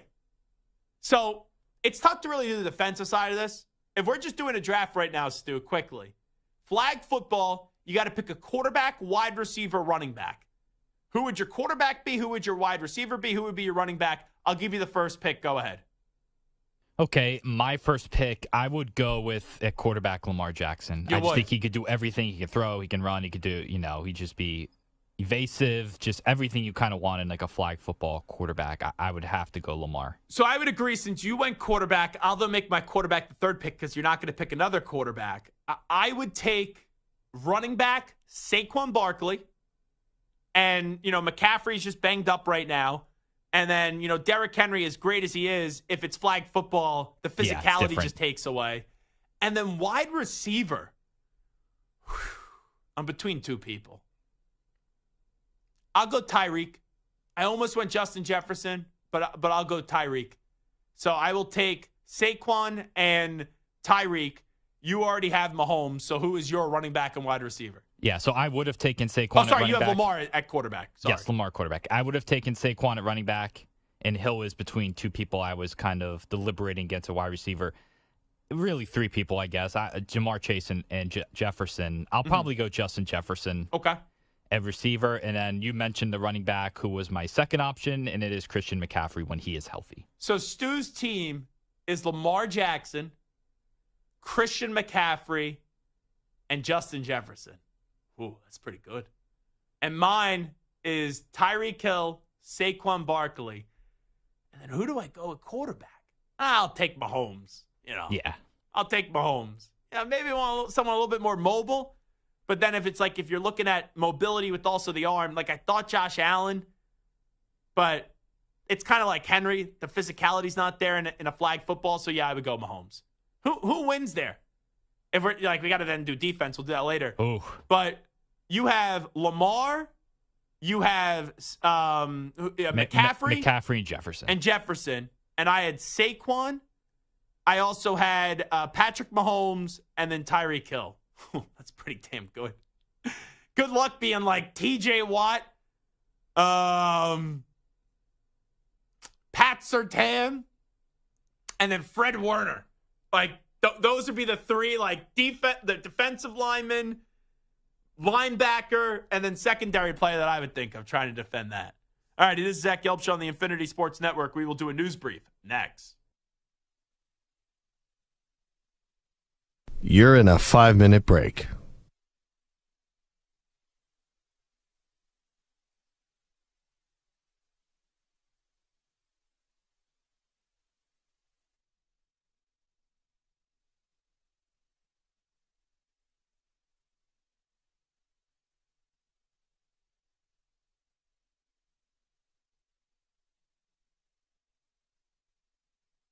4 minutes, 30 seconds remaining.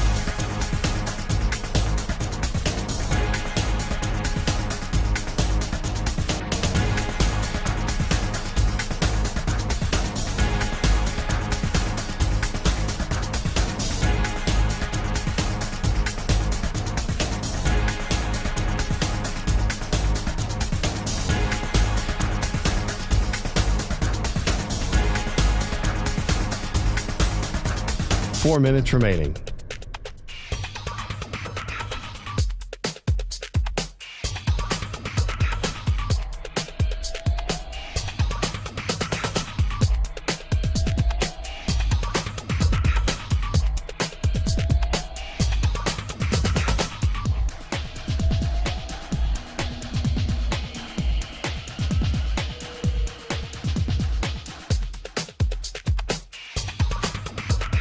Three minutes, 30 seconds remaining.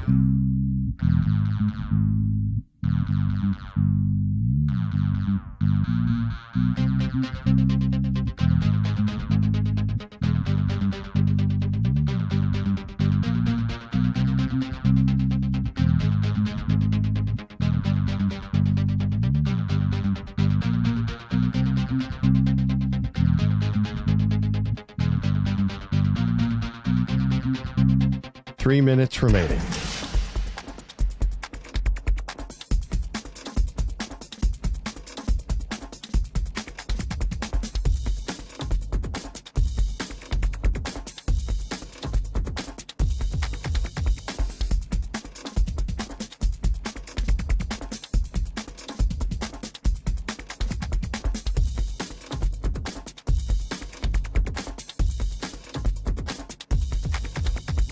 Two minutes, 30 seconds remaining.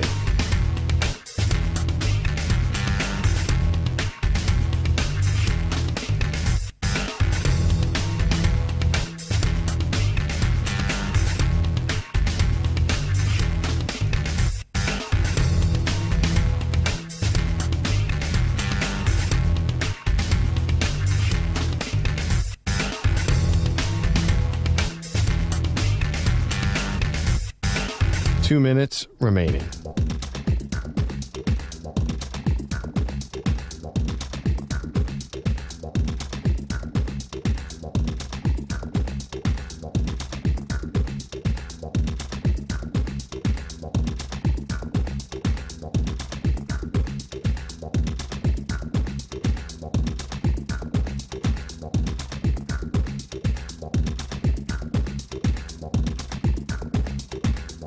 1 minute, 30 seconds remaining.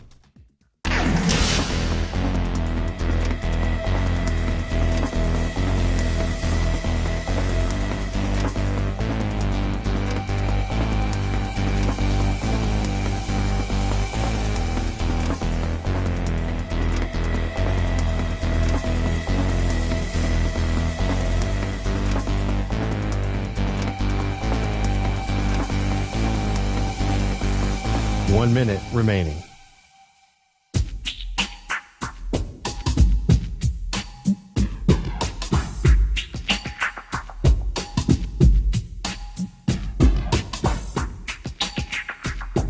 .45 seconds remaining.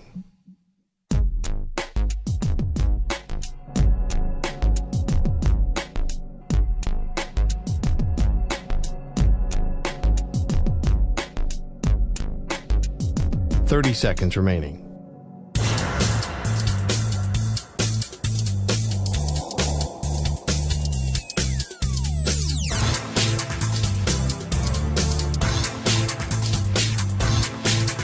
.15 seconds.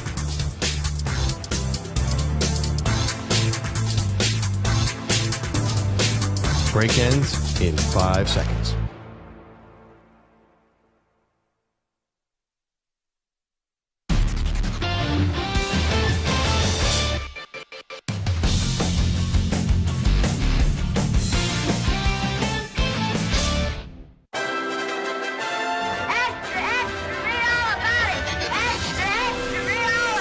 Time for your daily news brief. We get you caught up on the rumors, reports, and reconnaissance from the day in sports. Alrighty, news brief time. It is the Zach Gelb Show on the Infinity Sports Network. Let's hear from Cool Joe Burrow, he's like on fire on the field, but his team is frigid cold. They are 4-6 to start off the season. This is the quarterback of the Cincinnati Bengals. Yeah, this one's been frustrating. Jamass said it's hard for him to believe that he's playing so well and you're playing so well. You have the record you do. Yeah, I mean, if you look at how we're playing, and then you look at Trey Hendrickson, how he's playing. Yeah, it's tough pill to swallow, but we've had our opportunities. That's got to be so demoralizing. And Joe Burrow is now 1-6. 1-6 against Lamar. And the last 2 times they've played, he has combined for 9 touchdowns when you look at those 2 games. And he didn't win either of them. That's just wild. Let's hear Joe Burrow on the referees at the end of the game. A lot of people thought there should have been defensive holding, or at least bare minimum him getting hit in the cabeza. Here is the Bengals quarterback. Did you see Gesicki get held on that? Did you get hit in the face on that? I mean, they could have called a couple of things there, it looked like. Yeah, you're not getting those calls in that situation for the most part. A couple maybe potentially late hits on United that didn't get flagged. Do you feel like that's frustrating when that type of stuff doesn't happen with what you've done in this league at this point?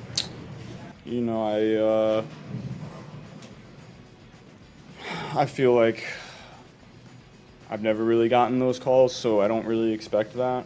I felt like there were a couple that were close, but again, I don't expect those. So I'm fine, because you don't want to come off as if you're blaming the refs. I see. You know what would have been great, Stu, if he would have said this? You know how he was going off of, you can't expect to get those calls in that spot unless if you're the Chiefs. You can't do that when you're 4-6. You can't. But it would have been really funny if he did do that. All right, let's hear Jamar Chase. End of the game, Bengals go for 2. Jamar Chase has over 200 receiving yards, 3 touchdowns. He's unstoppable. He doesn't get the ball at the end of the game. Let's listen up. Right decision to go for it. Not a good execution. Didn't get the ball to the right guy. Here is Jamar Chase and not getting the ball on the 2-point conversion. Do you feel like the ball should have gone to you on that final play? Yeah, I mean, I always feel like that. As a receiver, you should want the ball, yes. But, sometimes Joe don't see it, Sometimes Joe doesn't see it. Well, I went back and watched the play, Stu. Did he really have time to see it? Don't get me wrong. He's open. But by the time he's open, he's already got a dude in his face. So I know it's not a good look. And maybe you just rather just throw it up to Jamar Chase anyway, and he was looking the other way. But see, those guys are comfortable enough in their own relationship, right? Jamar Chase and Joe Burrow, that's not a big deal. But that's one of those moments where if that was any other quarterback wide receiver in this league, for example, if that was Tyreek Hill when talking about Tua Tagovailoa, obviously I want the ball, I'm always open, but Tua didn't just see it. That would be the lead story in every show today. Is there a problem between Tyreek Hill and Tua Tagovailoa? Give us a call, 855-212-4227. But because of the relationship Joe Burrow and Jamar Chase has, to me, that's a non-issue. Here is Lamar Jackson on having Joe Burrow in his division. I just know that's a great quarterback over there. It's a lot of great quarterbacks in the league, not just us two. But and it's a divisional game. I just know it's going to be a dogfight with regardless, because he got dog in him. Lamar's so easy to root for. Him or Josh Allen. I hope one of those 2 quarterbacks gets a ring this year. Jared Goff would also be fun too. I would say those are the 3 teams. If you're asking me, Zach, who do you want to see win a Super Bowl this year that has a shot? Ravens, Bills, or the Detroit Lions. So, Nick Sirianni. I keep on asking you, what does this guy do well ever since starting 10-1 last year, and then they were dreadful down the stretch, winning 1 game, and this year it's been up and down, even though the record suggests they have a good football team. He doesn't call the plays on offense. He's not a defensive-minded head coach, and he doesn't have a great relationship with the quarterback. So, Nick Sirianni is kind of, I don't want to say the face of the organization, but he's the guy that has to speak to the media the most because he's the head coach. Can't even do that well. Here is Nick Sirianni today when talking about Jalen Hurts and what's holding him back in practice. Listen up, this is a doozy. We haven't really seen Jalen be held back for load management before. What was behind that? Yeah, he's dealing with it was on the injury report, dealing with the ankle, and just making sure we're precautious with everything. What's wrong with the ankle? He wasn't on the ankle. I'm sorry, Jalen Hurts. It was an ankle? What's that? It was the rest. That was the rest, yeah. Okay. Yeah, sorry. No problem. I thought you were talking about something else. All right. Is Jalen dealing with an ankle problem? No, rest. Eagles got to get fined, right? If they're falsifying this injury report, load management rest, then the coach is out there saying, oh, it's an ankle. Oh, I misspoke. Sorry. It was rest. This dude right now, Nick Sirianni, even when things are going right in Philly, like they won the game last week, it was in spite of him. And then you're getting ready for a game that you're going to win up against the Cowboys. If you lose this game, you deserve to get fired. When Dallas is starting Cooper Rush for crying out loud, you then basically disclose that the team is hiding an injury. You know what Nick Sirianni's made for? And I know it's not any good anymore, but Saturday Night Live. Seriously. He's a Saturday Night Live skit. Here is Kyle Shanahan on the status of Christian McCaffrey. I do feel good one way or another. Okay. It's been 2 good days, and I'm not trying to. I'm just kind of messing around, but Yeah. He's been awesome these last 2 days. So hopefully that continues to go well, and expect to get him out there. And you never know for a setback or anything, but these 2 days have been great, and expect to see him out there. So that's good. One of the more entertaining players in the NFL making his way back. I think this has been such a waste of time. And I even said this today on Mac and Bone when I was on WFNZ doing my Football Friday hit. So Chuba Hubbard got a 4-year extension for $33 million with only $15 million in guaranteed. And everyone's freaking out about this. Chuba Hubbard on his monster, as they're saying, at extension. I'm blessed to work my whole life for this, to be able to do it here in Carolina and be a part of, reshaping and rebuilding this culture. It's a blessing. Like I said earlier, I'm kind of speechless. So I don't get what everyone's freaking out about. I know the maximum value is $37.2 million a year. So let's say he reaches that maximum value. It's $9.3 million a year. Guys have an unbelievable breakout season. The guaranteed money is only $15 million, though. So it may look like it's a big risk, but it's really not when the guaranteed money is only $15 million. And right now, he's their best offensive player. So that's sending a message to the younger guys on that team when you're trying to build something. You don't have many pieces for the future in Carolina. Hey, you show up, you work hard, and you produce on the field, this new regime will be willing to pay you. So I have no problem with the Panthers did. Here is CeeDee Lamb. I'm playing through pain in his shoulder right now.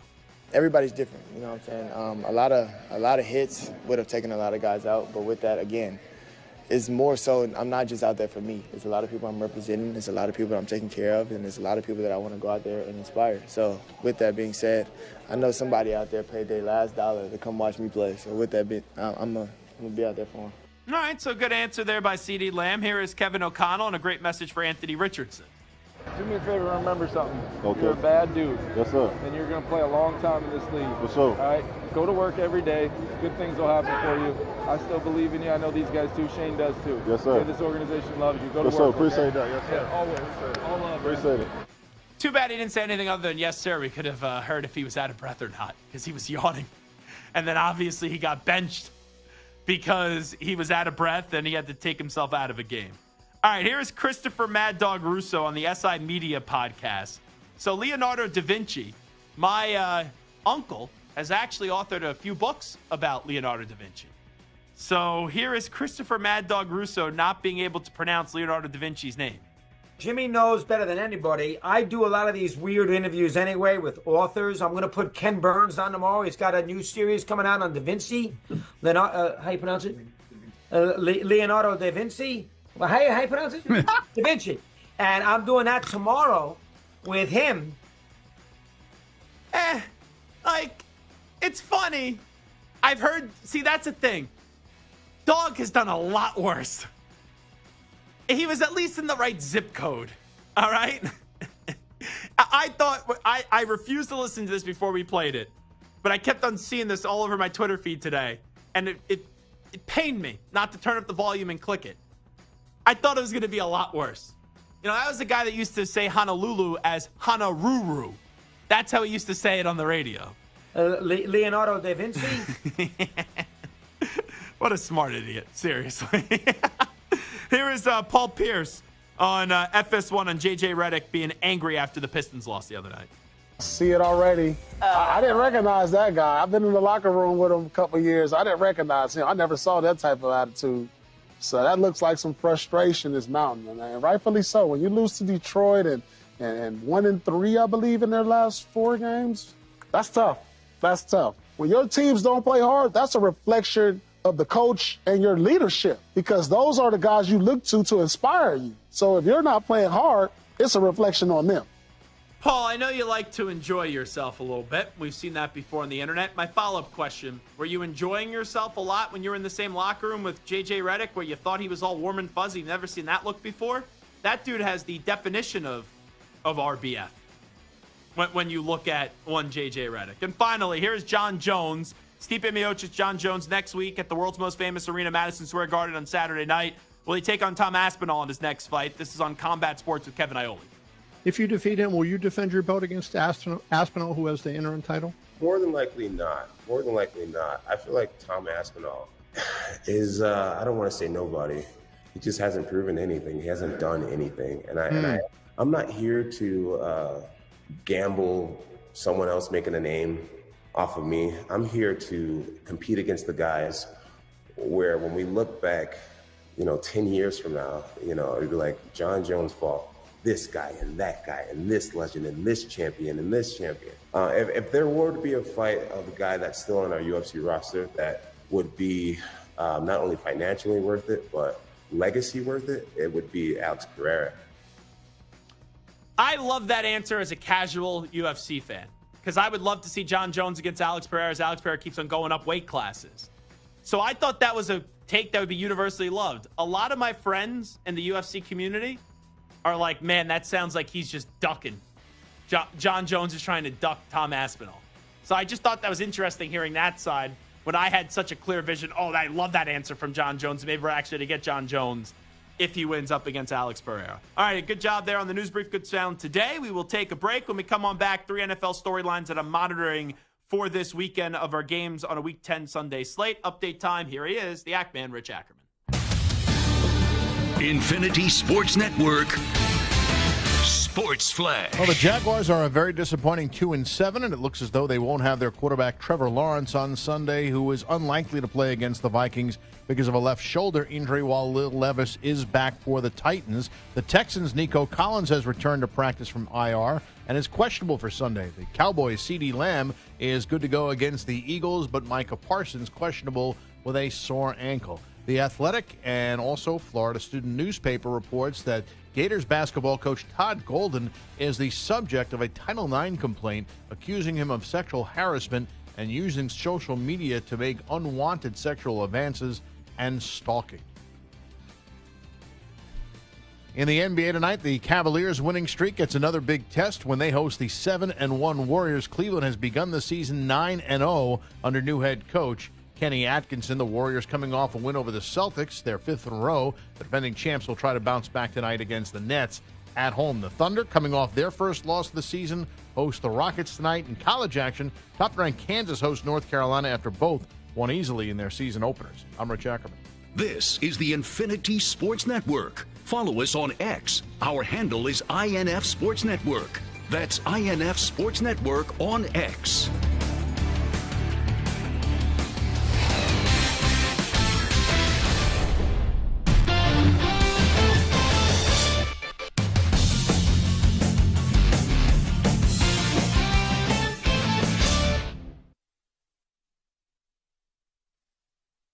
You're in a 5-minute break.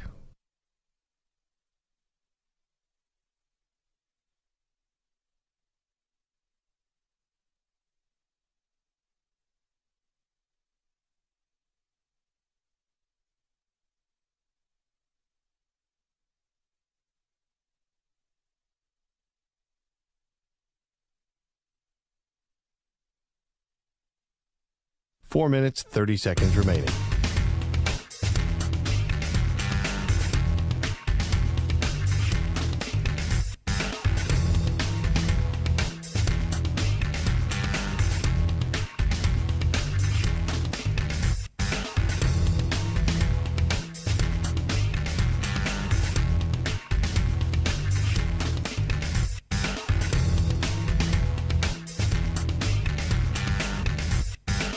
Four minutes remaining.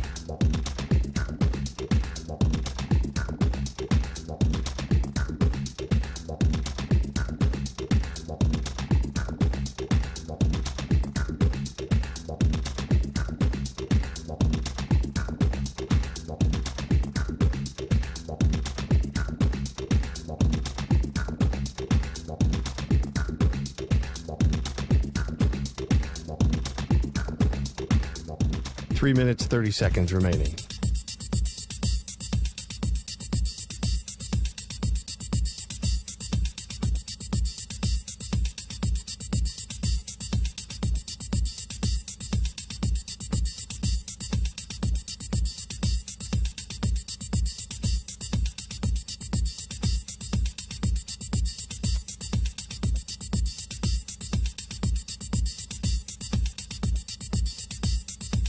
Three minutes remaining.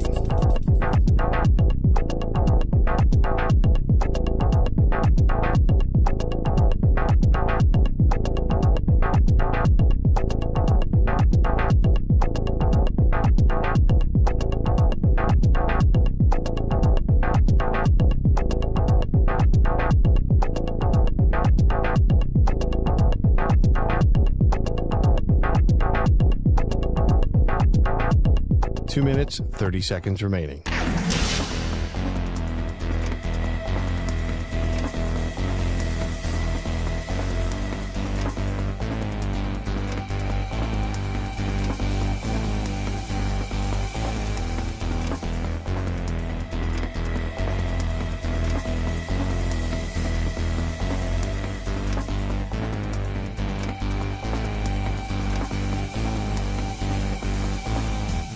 Two minutes remaining.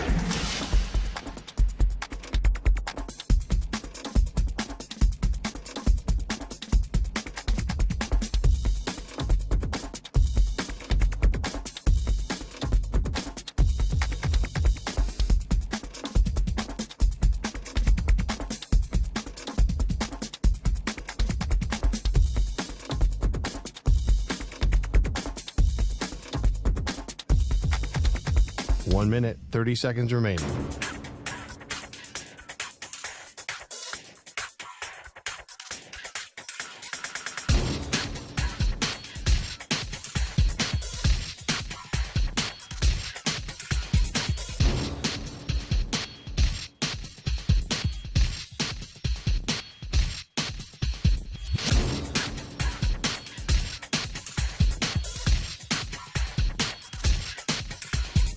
One minute remaining.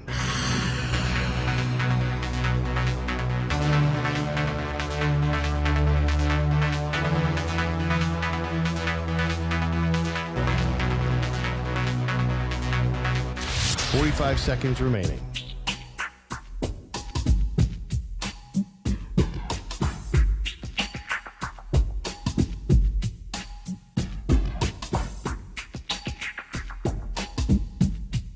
Thirty seconds remaining.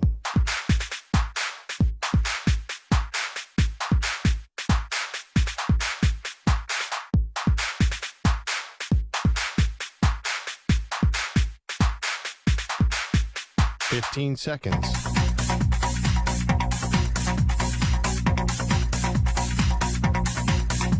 Break ends in 5 seconds.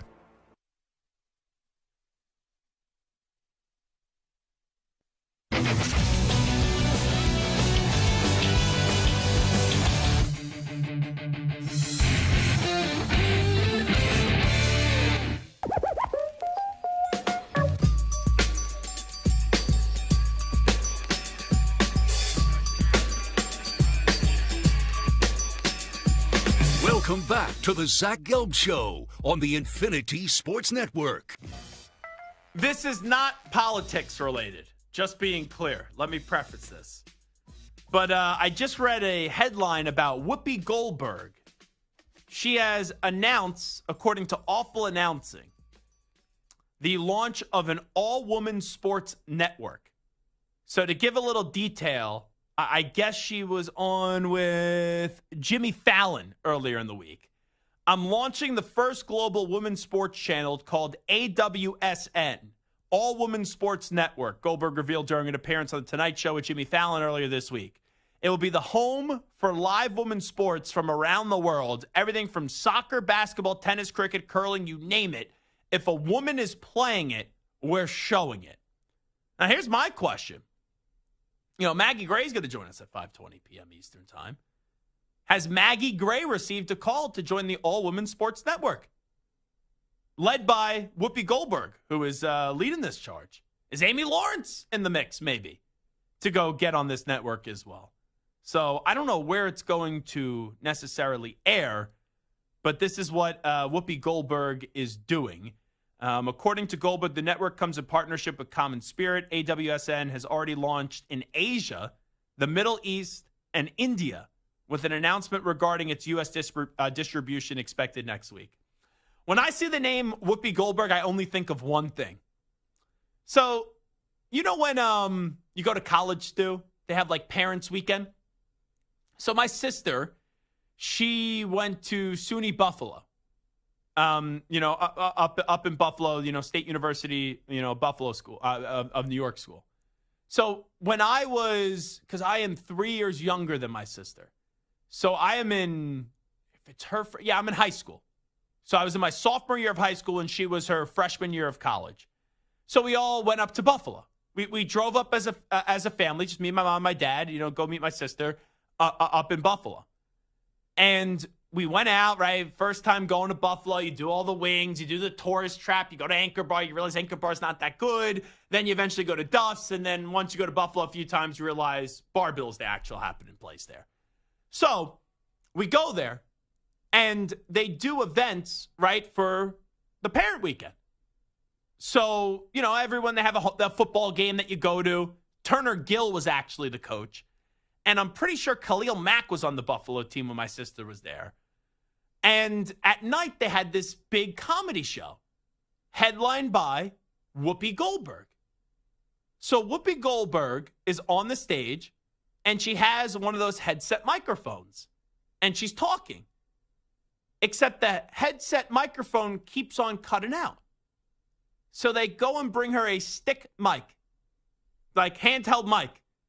She looks at the microphone, and she goes, this is the line from Whoopi Goldberg, and I'll never forget it.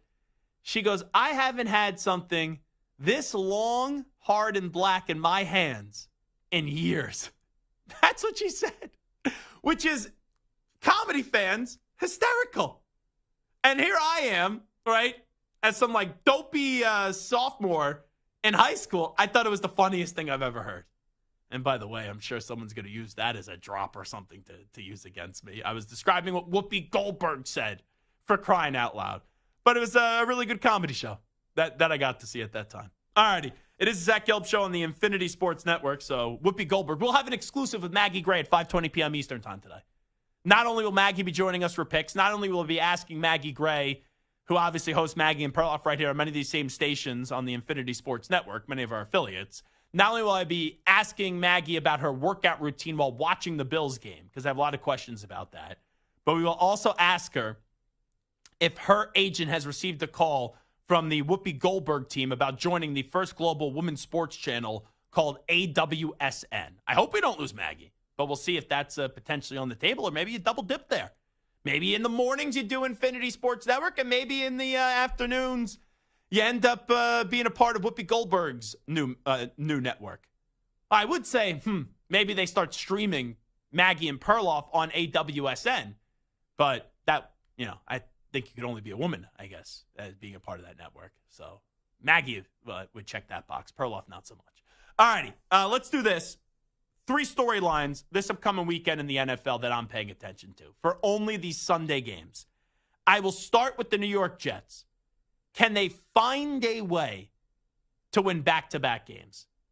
The Jets lost 5 in a row, and now you just want to see how delirious Jets fans are. And down the hall, local radio in New York, hey, Jets about to go on a playoff run. Here comes the Jets. Like, can they win back-to-back games first before you tell me the Jets are going to the playoffs? The Jets are 3-6 right now. And this is what sometimes New Yorkers do, and I say this as a New Yorker. We're not really paying attention to the Cardinals. Like, the Cardinals are solid. They're 5-4. I trust Kyler Murray now more than I do Aaron Rodgers just for this season. And we also know, right, that Jonathan Gannon, at least his team plays for him. I can't say they already got solidified, and I don't know what you're going to get out of Holbrook. The Jets are a 1.5-point favorite. That seems disrespectful to the Cardinals, but let's see, with Devontae Adams getting hot, Garrett Wilson getting hot, Aaron Rodgers playing a lights-out second half, if the Jets can make it back-to-back weeks of getting a victory. And then maybe you start to take them a little bit more seriously. Then also Steelers and Commanders. I just saw that Brian Robinson Jr. is out. He was questionable. Now he is out. The Commanders are a 2.5-point favorite. To me, this is just fascinating who's going to win.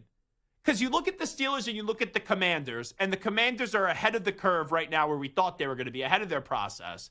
And the Steelers are doing what the Steelers always do. They overachieve in the regular season, and then come postseason time, they don't show up. This is a good test for both these teams. Because the Commanders, with Jaden Daniels, he has been awesome. That team's playing hard for Dan Quinn. We know how good of a coach Mike Tomlin is. And the Steelers have a really damn good defense. But this is a good litmus test where whoever loses, you're going to kind of look back and be like, they're not as good as what their record says they are. But the team that wins, like, hey, if the Steelers are 7-2, they got to be a team that you start looking at, examining as, man, maybe they could find a way to get out of the AFC, even though I don't think that. And the Commanders, if they start, imagine the Commanders starting the year off 8-2. That would just be things I did not have anywhere close on being on my bingo card before the season started. And the Commanders haven't lost the game at home yet this year. So think about that home field advantage. And the Steelers are a remarkable 3-1 on the road. And then the final storyline that I'm looking at, it's the Texans and the Lions. And the Lions on the road against a 6-3 Texans team, a very good Texans team. The Lions are a 4-point favorite. And here's a simple question. Can anyone slow down this offensive wagon, this offensive juggernaut that are the Detroit Lions? Were the only game they lost this year. They lost by 4 points, 20-16. Outside of that, 26-20 win in overtime against the Rams. They beat the Cardinals 20-13, and then this is where they really started to take off. Seahawks 42-29, Cowboys 47-9, Vikings 31-29, Titans 52-14, and last week in a monsoon at legendary Lambeau Field, they won 24-14. To me, can anyone slow down the Detroit Lions right now? So those are three things I'm looking for. Can the Jets make it back-to-back?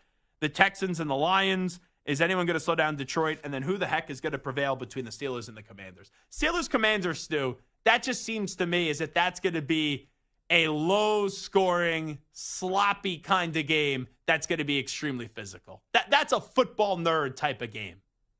If you're a football nerd, that's the one that I think, Stu, that it just kind of piques my interest a little bit this week. I agree. In terms of the Sunday games, that's probably my one I'm looking forward to the most. Yeah, I would say so. Just because it's like we're still trying to figure out how good those teams could be. Like, we know they're good, but what's the ceiling for both of those teams with the Commanders' hot start that no one could see coming, and the Steelers kind of just doing what the Steelers always do. All right, we'll take a break. It is the Zach Gelb Show on the Infinity Sports Network. When we come on back, what's on the line this weekend for Lane Kiffin, for Kirby Smart, for Brian Kelly, and also for Kalen DeBoer? We will get into all of that when we come on back in a few moments. It is the Zach Gelb Show on the Infinity Sports Network. And I'm supposed to give you a read here. Nope, no read here. Oh, sorry. Okay, I'm not going to give you a read here. Thought I was supposed to give you a sleeper, so I won't give you a sleeper right there. All righty, we'll come on back. We are talking college football. What's supposed to be a busy weekend. Maggie Gray going to join us coming up 25 minutes from now, as I will continue to try to be hot in NFL picks. 9-3 the last 4 weeks.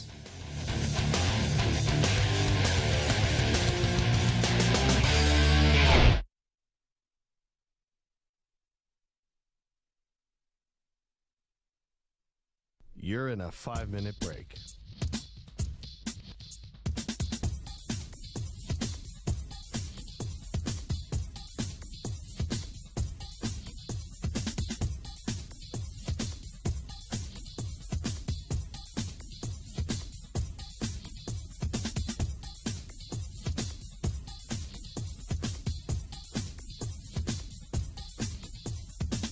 Four minutes, 30 seconds remaining.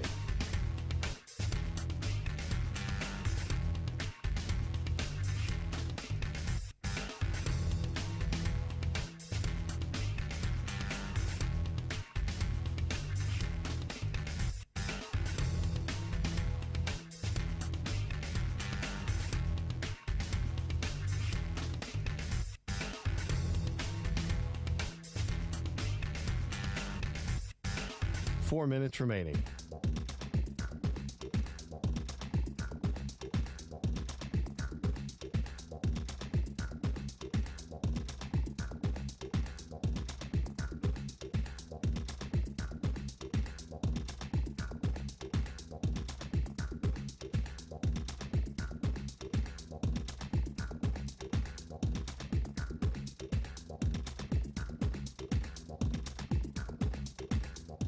3 minutes, 30 seconds remaining.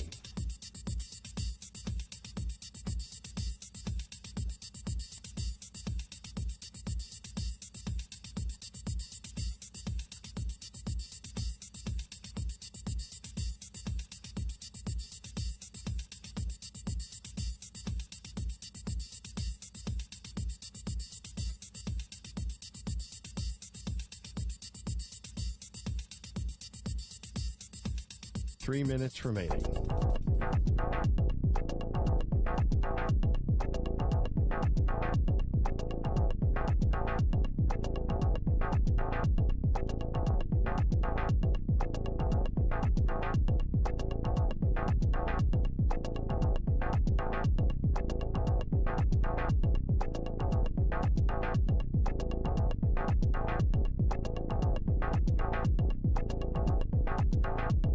Two minutes, 30 seconds remaining.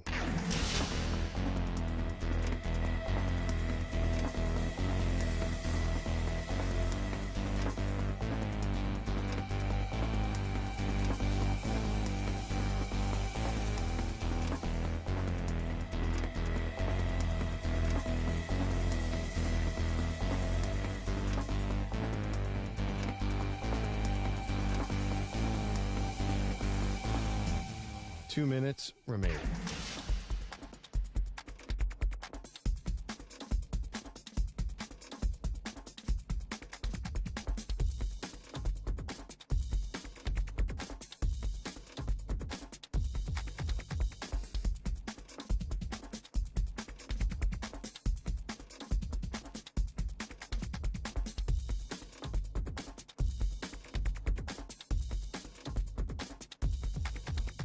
One minute, 30 seconds remaining.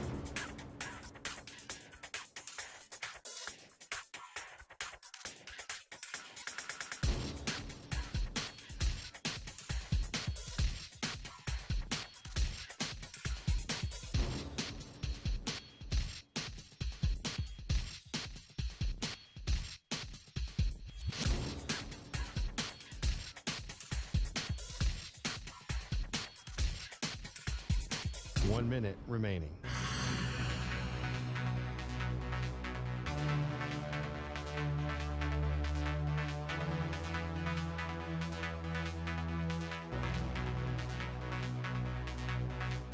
Forty-five seconds remaining.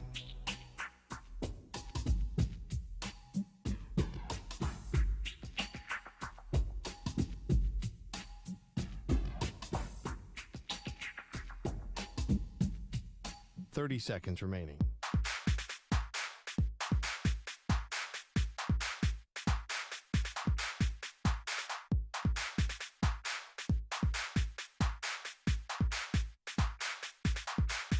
Fifteen seconds.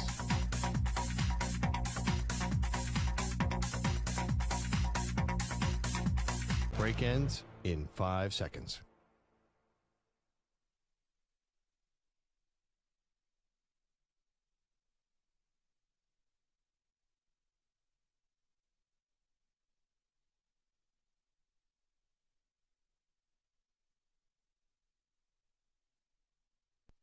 To infinity and beyond. He's live. He's nationwide. This is the Zach Gelb Show.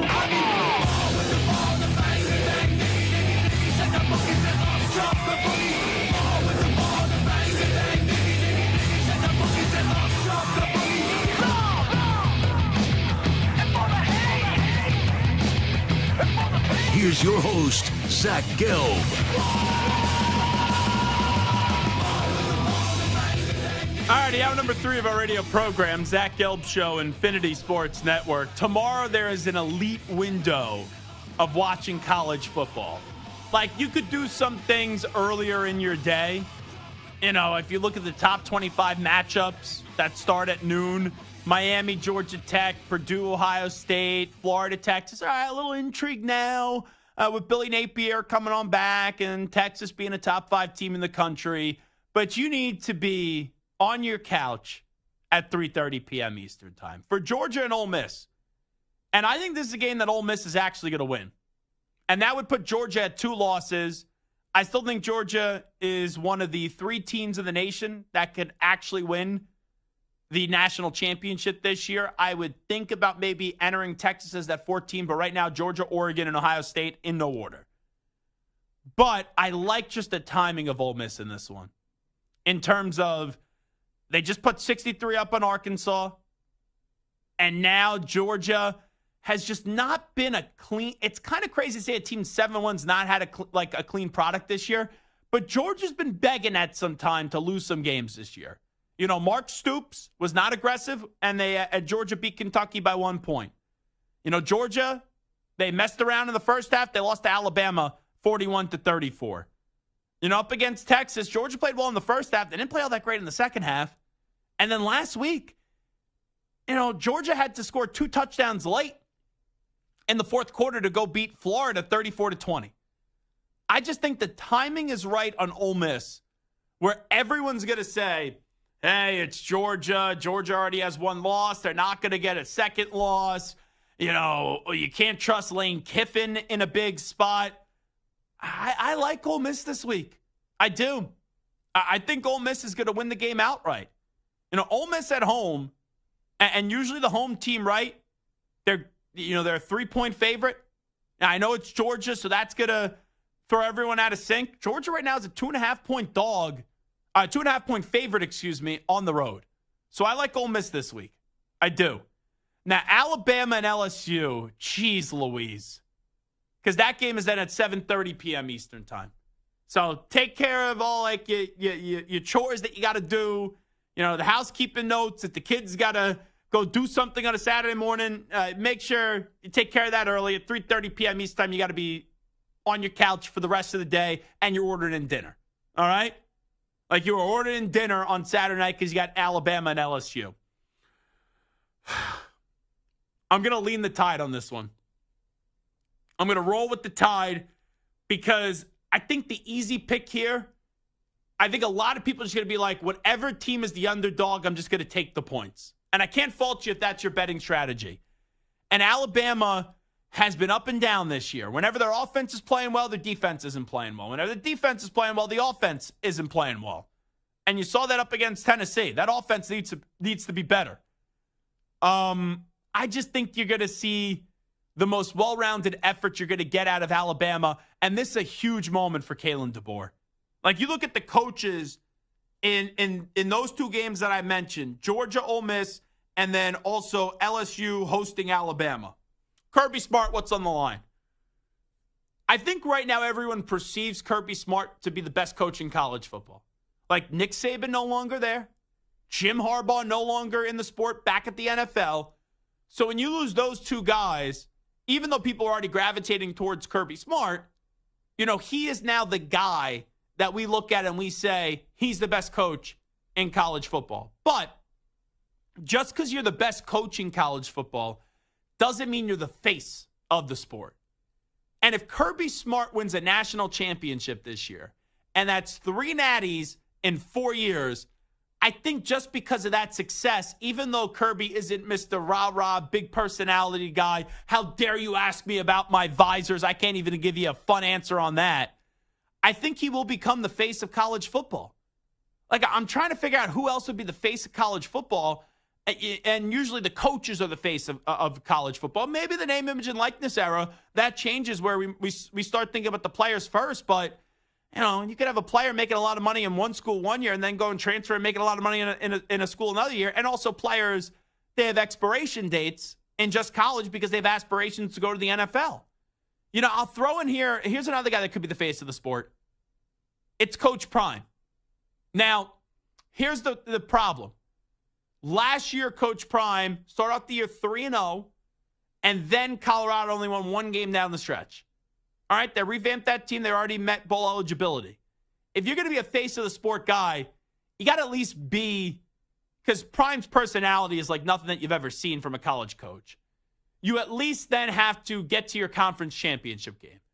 And as crazy as it sounds, right, from where we thought they were going to be before the year, where it was just, oh, can they be bowl eligible? Colorado has a chance to go on out and be playing in the Big 12 championship game this year. So if Prime could somehow win the Big 12, maybe he does become the face of college football because clicks and views are generated based off talking Colorado football. From Shador to Travis to Coach Prime, but then also it's just, is that like, a little bump love for Coach Prime where it's, maybe he goes somewhere else and that gives him a bigger platform to become the face of college football? Because if he stays at Colorado, I'm not saying he still can't have success, but you are losing Shador and you are losing Travis Hunter as well. So I don't think there's really anything Prime could do this year, even if he wins the Big 12 championship. And, I'm not saying Colorado's going to win a national championship game. That would make me say Deion Sanders is the face of the sport, but I get it because of how much we do talk about him. So Kirby is the guy that with the face of the sport just being up there for the taking, he has a chance to become the face of the sport this year. Now, on the other side, in that coaching matchup, you look at Lane Kiffin. I don't think you will ever have the Ole Miss fans saying, fire Lane Kiffin. But with that being said, this was supposed to be a big year for Lane Kiffin because of the fact that the playoff went from 4 to 12. Even though 2 SEC teams can get into a 14 playoff, even with the talent that Ole Miss has, it's still tough to make a 14 college football playoff. But now you go to 12. And even though you'd rather have Lane Kiffin at Ole Miss than not have him, if you can't make a 12-team college football playoff with this roster and this talent, I think that the Ole Miss fan just starts to look at Lane Kiffin and go, he's a good football coach. He's our football coach. We want him. But I'm not going to ever expect him to really win anything of significance. So this is a year where Lane Kiffin can show that they could do more than what is expected out of him at Ole Miss, but he can't lose another game. And you have Georgia, Florida, and Mississippi State, the last 3 games on the schedule. You got to win this week. Because if you don't, already losing to Kentucky and LSU, then you're going to be out of the college football playoff landscape. And you're not going to, a 3-loss Ole Miss team is not making the college football playoff. So there's a lot on the line in terms of evaluating what the ceiling can be for Lane Kiffin at Ole Miss. Now, I get to Alabama and I get to LSU. I think a similar conversation can be had just on steroids for Brian Kelly that we just had about Lane Kiffin. Like, I know a lot of us, we poke fun at Brian Kelly at LSU, with the LSU family, with that fake accent and some of the cringeworthy recruiting videos, dancing with the players, and then also the fake outrage to start the year, losing to USC and then slamming the table and going all nuts. But you look at LSU, year 1, they made the SEC championship game. They were 10-4. Last year, they were 10-3. But this is supposed to be a year where LSU in a 12-team format was supposed to make the playoff. Now, they still can, but they are 6-2, and every game from here on out for LSU is a playoff game. And remember why Brian Kelly left the Notre Dame family to go join the LSU family. It was to go win a national championship because he didn't think he could attain a national championship victory at Notre Dame, which is a fair thought. He thought he could do it at LSU because you look at LSU since 2000, they've had 3 national championship winning coaches with Nick Saban, with Les Miles, and then obviously one of my favorite coaches of all time in Ed Orgeron. Go Tigers. But if LSU loses this weekend to Alabama, they're donezo. Because then LSU would have 3 losses from USC in week 1 and just losing to A&M 2 weeks ago. And even if Alabama loses to LSU and LSU gets a victory, am I going to sit here and tell you that LSU is definitely going to beat Florida, Vanderbilt, and Oklahoma? Like, they should be able to beat Florida. They should be able to beat Oklahoma, but Vanderbilt's a pain in the ass for everybody. Now, Vanderbilt may not win all their games, but they are a competitive team that when you have your kill shot, you better kill them because if you miss, they will come and find a way to beat you up. That's just what Vanderbilt's been this year with Lee and then Diego Pavia. But I'm looking at Brian Kelly. You don't make a 12-team playoff this year, even after back-to-back 10-win seasons, to start your tenure at LSU. I think people start to say, hey, this guy's just not going to win a national championship at LSU, even though you've seen 3 coaches do that since the 2000s. And Saban's obviously a legend, but no one thought Ed Orgeron was ever going to work at LSU. And Les Miles is a good football coach, but let's not act like he's one of the greatest college football coaches of all time. And then you look at Kalen DeBoer. I said this to start the show. I don't think there's any coach under more pressure this weekend out of the big teams than Kalen DeBoer. I don't think there's any player under more pressure than Carson Beck.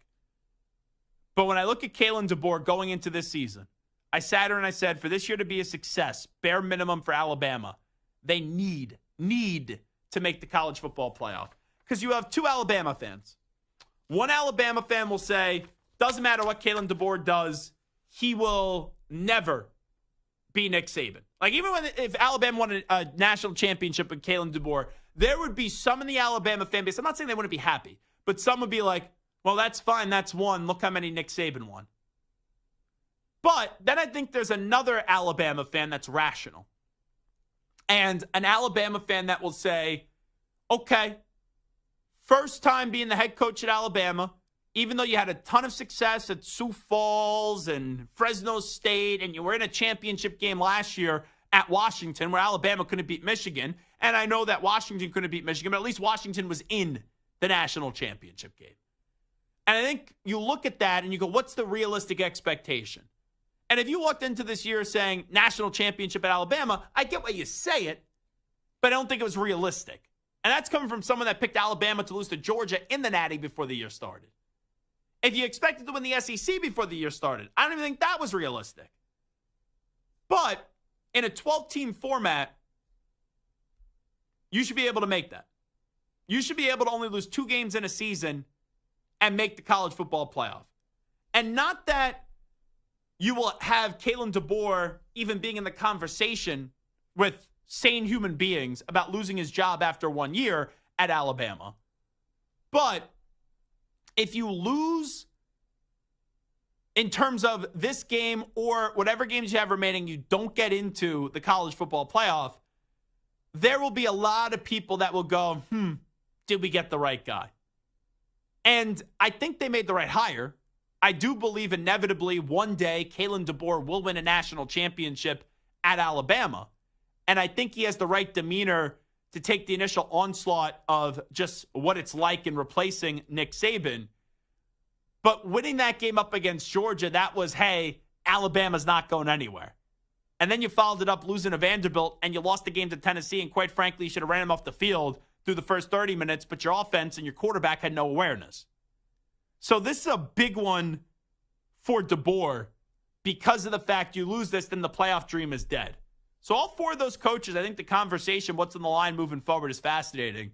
For Kirby Smart, it's, hey, you win 3 national championships in 4 years. Whether you like it or not, you become the face of the sport. If Lane Kiffin and Brian Kelly can't make the playoffs this year in a 12-team format with the rosters that they have and how loaded these teams are supposed to be, then it's okay. These coaches do have limitations in terms of their individual abilities at Ole Miss and LSU. And for Kalen DeBoer, I'll just be very intrigued by the narrative moving forward and how patient people will continue to be when in a 12-team format, you couldn't find a way to make the college football playoff in year 1 at Alabama.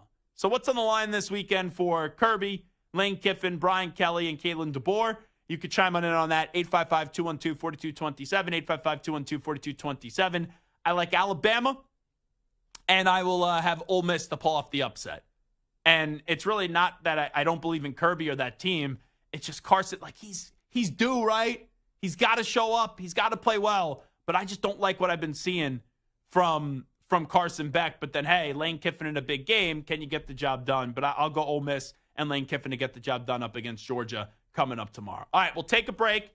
When we come on back, Maggie Gray is going to join us, the host of Maggie and Perloff, right here on many of these same Infinity Sports Network affiliates. You can listen to her and Andrew Perloff Monday through Fridays, weekdays from 6 to 10 a.m. Eastern time. Maggie and I will do picks. We'll also have some fun, throw around some other topics as well with Maggie Gray, but I'll try to continue my hot streak. I am 9-3 in the last 4 weeks, coming off a 3-0 week. Can I go 3-0 again? Can I go 2-1? Can I go 1-2? Or can I go 0-3? You will get my not award-winning picks, but I'll call them award-winning picks anyway, right here on the Zach Gelb Show, along with Maggie Gray's picks as well when we come on back. You're in a 5-minute break.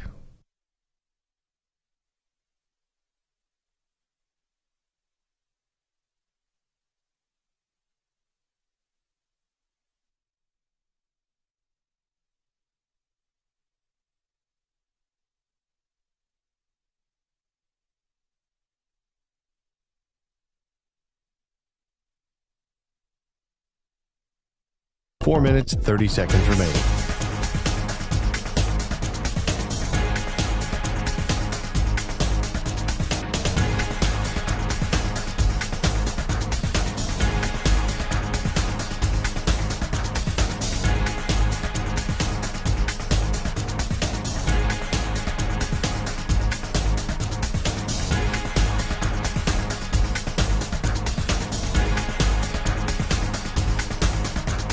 Four minutes remaining.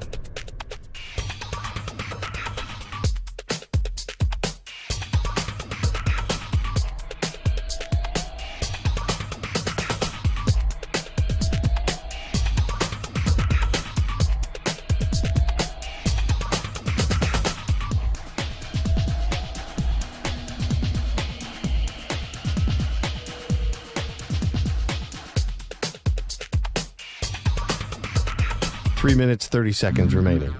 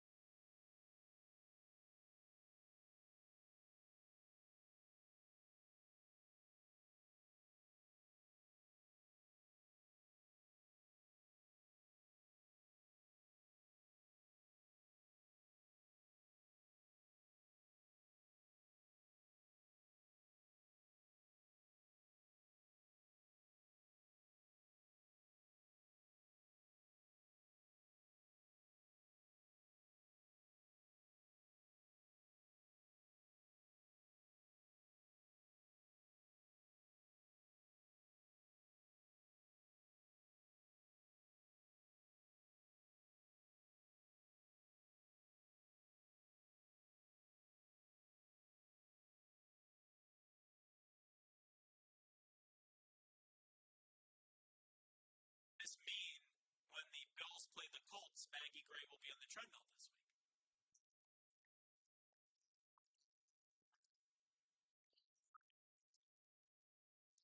No.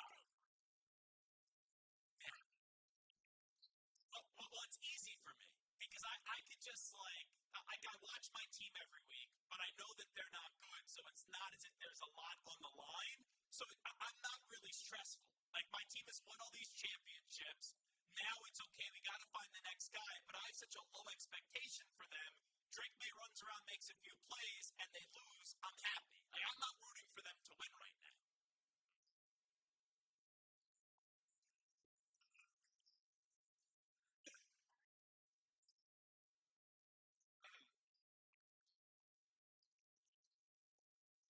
But here's why I'm concerned for you. You're going to go into a game, and I know you're not very confident about the Bills. You always think something is going to go wrong with them. But there's going to be a Sunday where you're eating wings and you're eating like nachos, and then you're going to be like, they stink right now, and then you're going to have to go on the treadmill, and you're going to be puking because you did not prepare to get on the treadmill. So that's my concern for you, Maggie.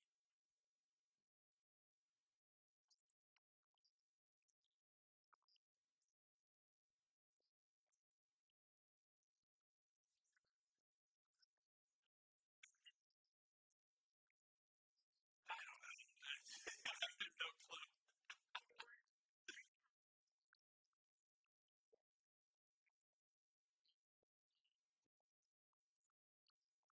Gotcha. All right, I have one more serious question, and then we'll get to picks. I read this article, and you are one of the top women on the radio right now in the sports radio world and also in the media world. I saw that Whoopi Goldberg has announced the launch of an all-women sports network. Am I going to be concerned here about losing Maggie Gray as a colleague?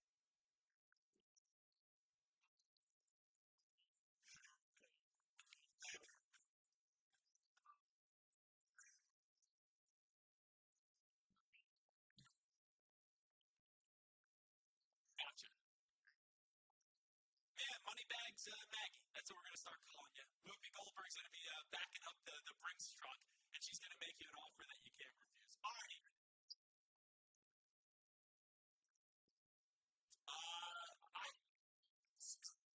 Samter is saying yes. I'm going to be honest. I haven't seen it. So.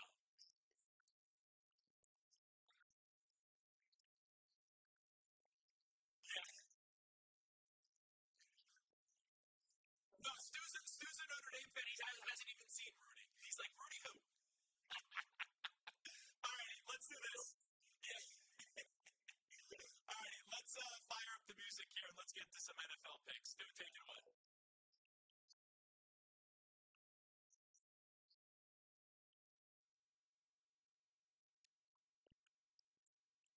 All righty, Maggie, I will be polite. You get the first pick. What are you going with?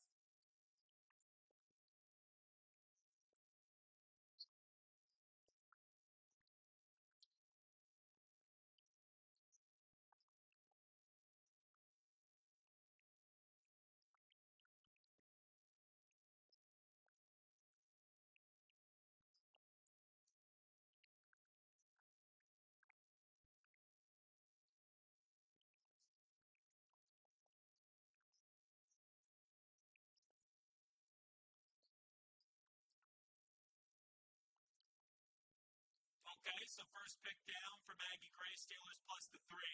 I will go to Germany. And I looked at this line, and I never thought in a million years I would take it. But the Giants being a 6-point favorite against any team doesn't make sense. So if you're listening, you'd probably say, oh, Zach's going to take the points here with the Carolina Panthers coming off a win. Because this line makes zero sense, and I feel like it's begging you to take the Panthers, I will lay the 6.5 points with Daniel Jones and the New York Giants.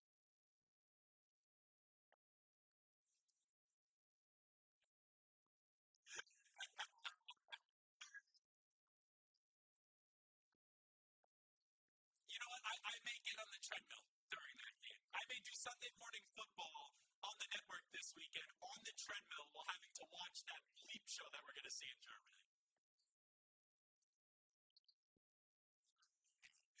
Yeah.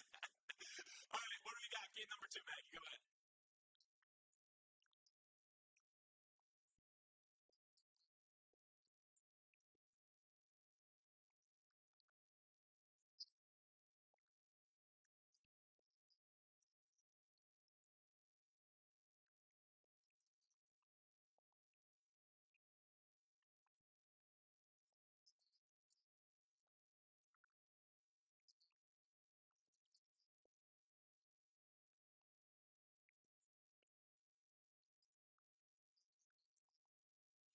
It is a wonky spread, you're right. I didn't even look at the Monday night game in terms of what the spread was yet, but you would think usually like the home team, they're already a 3-point favorite. For them to only be a 1-point favorite, something's bizarre there. All right, my next pick, I'm going to actually take you Bills this week.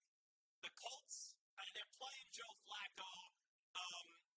Better win-now quarterback than Anthony Richardson, but what are you trying to accomplish long-term with your franchise? I picked Josh Allen to win the MVP in the summer. It's him and Lamar Jackson right now for that award. I know the Bills have some injuries on offense, but Josh is just going to find the way to carry this team.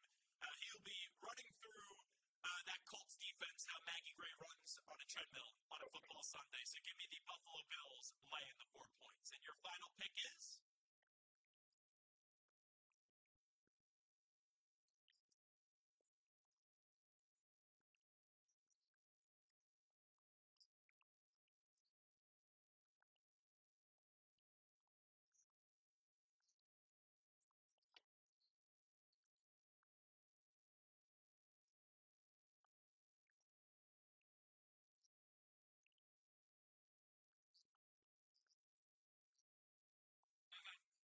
Yeah.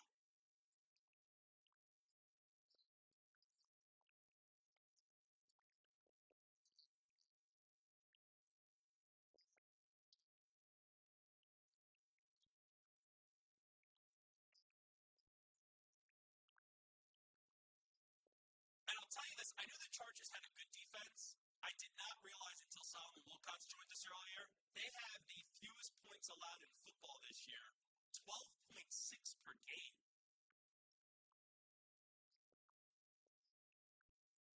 Fair. No, yeah.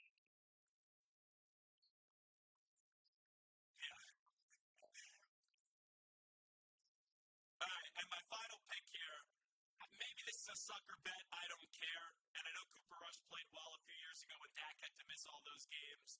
But since I took your Bills, I will then take your co-host Philadelphia Eagles. I will take the Eagles laying 7 points. So the picks for this week, I take the Giants. Yikes, what am I doing? Am I drunk right now? Laying 6.5 points. The Bills laying 4. The Eagles laying 7. So all favorites. Maggie's rock and roll with the Steelers plus the 3. The Rams minus the 1. And the Chargers laying the 7.5. Maggie, appreciate you doing this. Thank you. Yes. Yeah, so I am 9-3 in the last 4 weeks. I believe I'm 15-12, they tell me, on the season. And then real quickly, what are our guest pickers? Because this is impressive. They are 18-9, our guest pickers this year. 18-9. Yeah, I think Hickey was the worst one, so you'll be better than Hickey.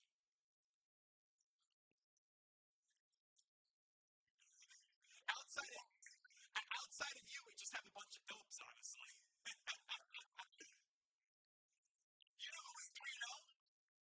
You know who is 3-0? Your co-host.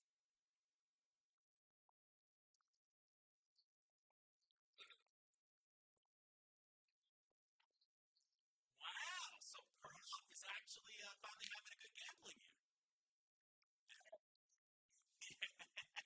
We'll find an acorn once in a while. There's no doubt about that. Say hello to your husband for me, and thanks so much for coming on today. There you go. The great Maggie Gray joining us on the Infinity Sports Network. Obviously used to be in this time slot, and now but the big morning show from 6 to 10 a.m. Eastern Time. And many of these same Infinity Sports Network affiliates. It'll be a company guy. Also on Sirius XM, Channel 158, the free Odyssey app, and always streaming live on YouTube. We will take a break. We'll come on back on that to show a little inside offside. Let's get the latest update with the Yak Man, Rich Ackerman.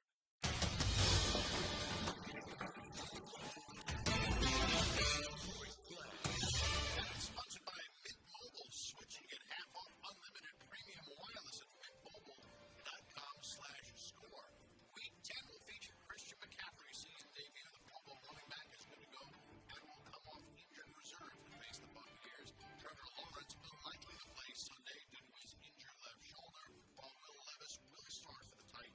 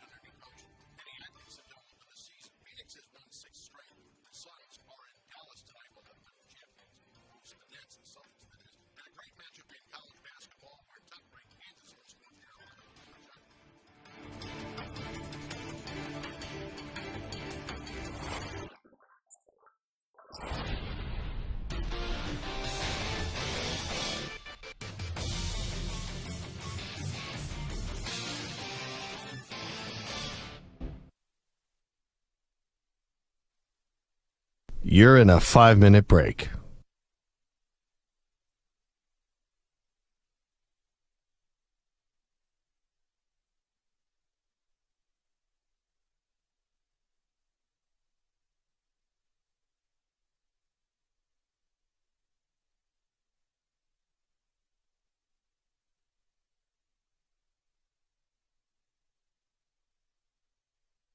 Four minutes, 30 seconds remaining.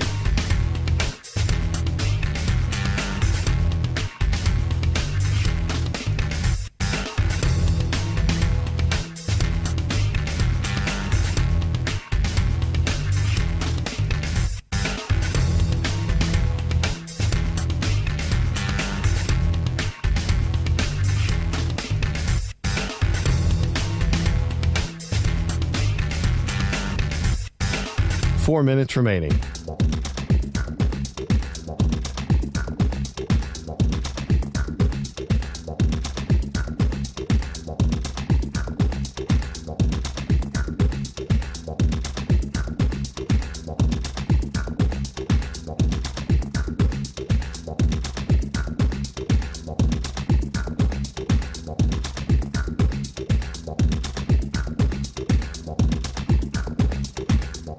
Three minutes, 30 seconds remaining.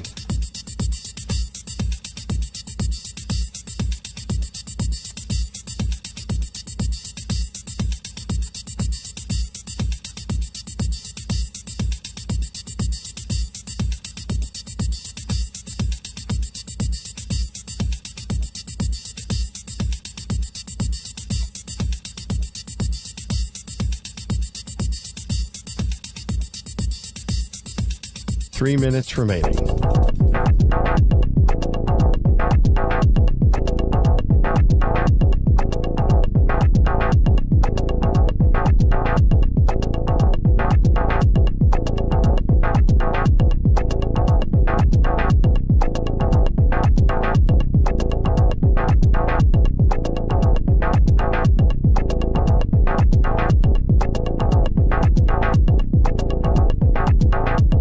Two minutes, 30 seconds remaining.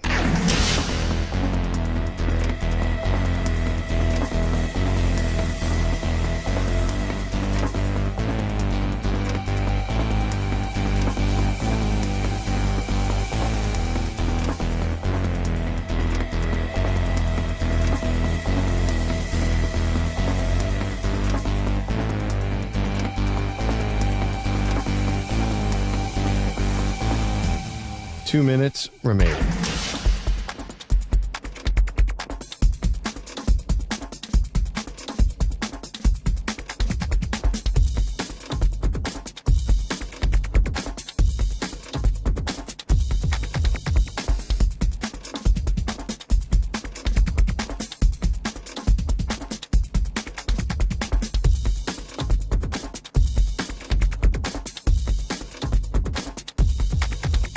One minute, 30 seconds remaining.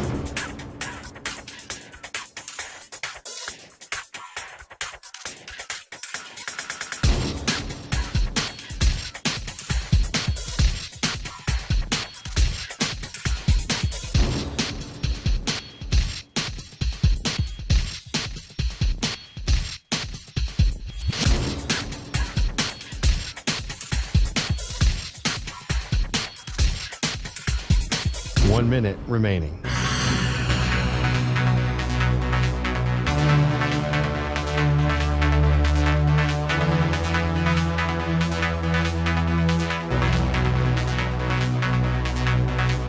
Forty-five seconds remaining.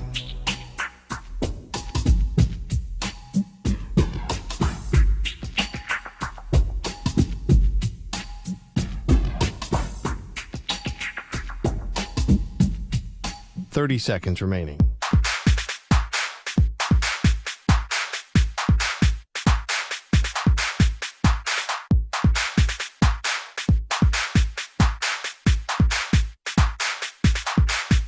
Fifteen seconds.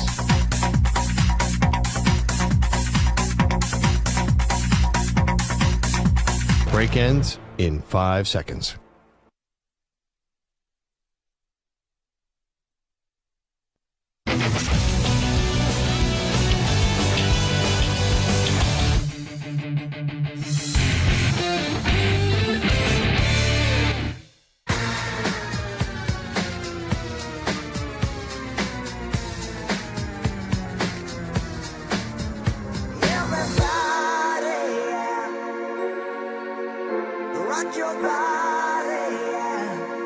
Hey, this is Howie. And this is Nick. From the Backstreet Boys. And you're listening to the Zach Gelb Show. And guess what?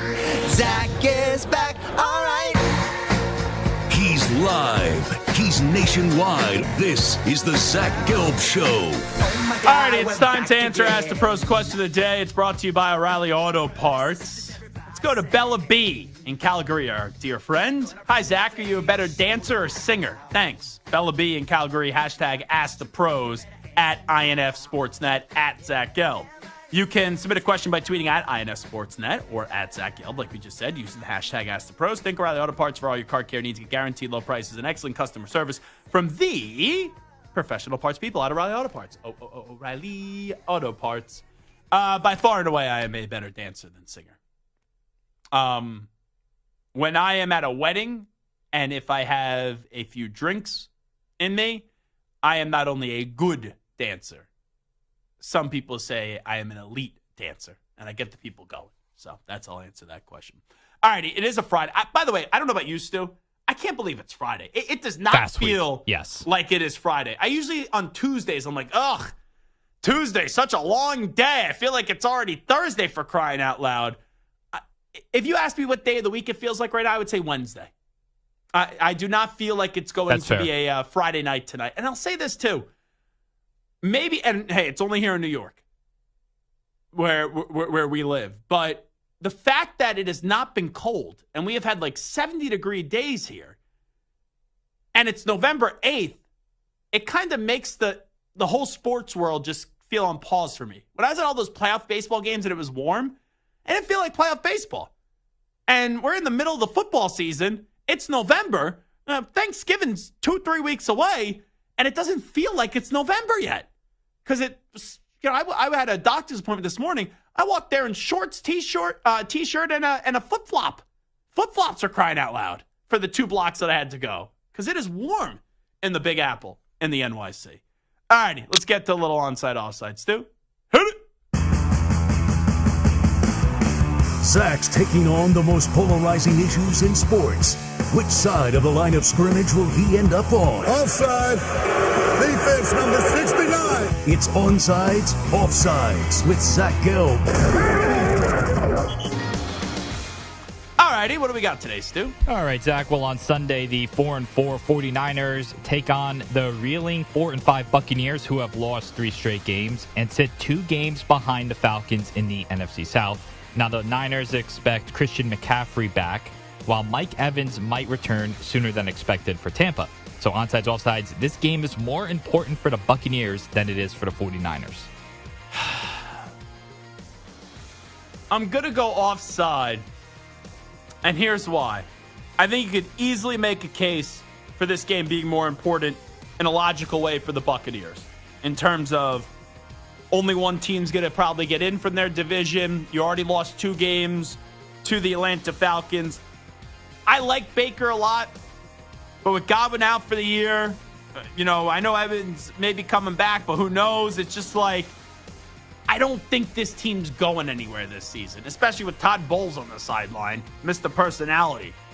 So I think the game's more important for the 49ers because I also think their division is only sending one team in, and the division is all jammed together. So that's why I think this game is more important for the Niners. This game is more important for the Bucs than the Niners. You ask me, I will go offside on that one. Offside. Now, the Bengals dropped to 4-6 despite an MVP caliber season from Joe Burrow so far, along with Trey Hendrickson leading the NFL in sacks and Jamar Chase leading the league in receiving. Chase now has 981 yards and 10 touchdowns after his monster 11-catch, 264-yard, and 3-touchdown performance last night. So onsides, offsides, Jamar Chase is a top 2 receiver in the NFL. This season? Right now? Right now. Yeah. Now, Tyreek Hill only has 446 receiving yards this year. Tyreek Hill has 1 game where he's eclipsed the 100-yard receiving mark. So, if I was giving you my rankings right now in terms of, if you ask me before the season, it would be Tyreek Hill or Justin Jefferson right 1-2. Because of the year Tyreek Hill is having, and I get it, he's out Tua for a few games, and we've seen what Jamar Chase is doing, I would say Jamar Chase and Justin Jefferson, the two LSU Tigers on the same team, are currently the two best wide receivers in the sport. So you ask me, is Jamar Chase the top 2 wide receiver in the NFL? I will go on side.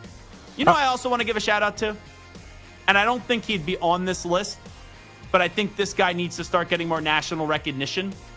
Hey, like, I'm not saying he's a top 5 receiver, but Amon-Ra St. Brown. That dude is a joy to watch each and every week. So just throw him out there. Next.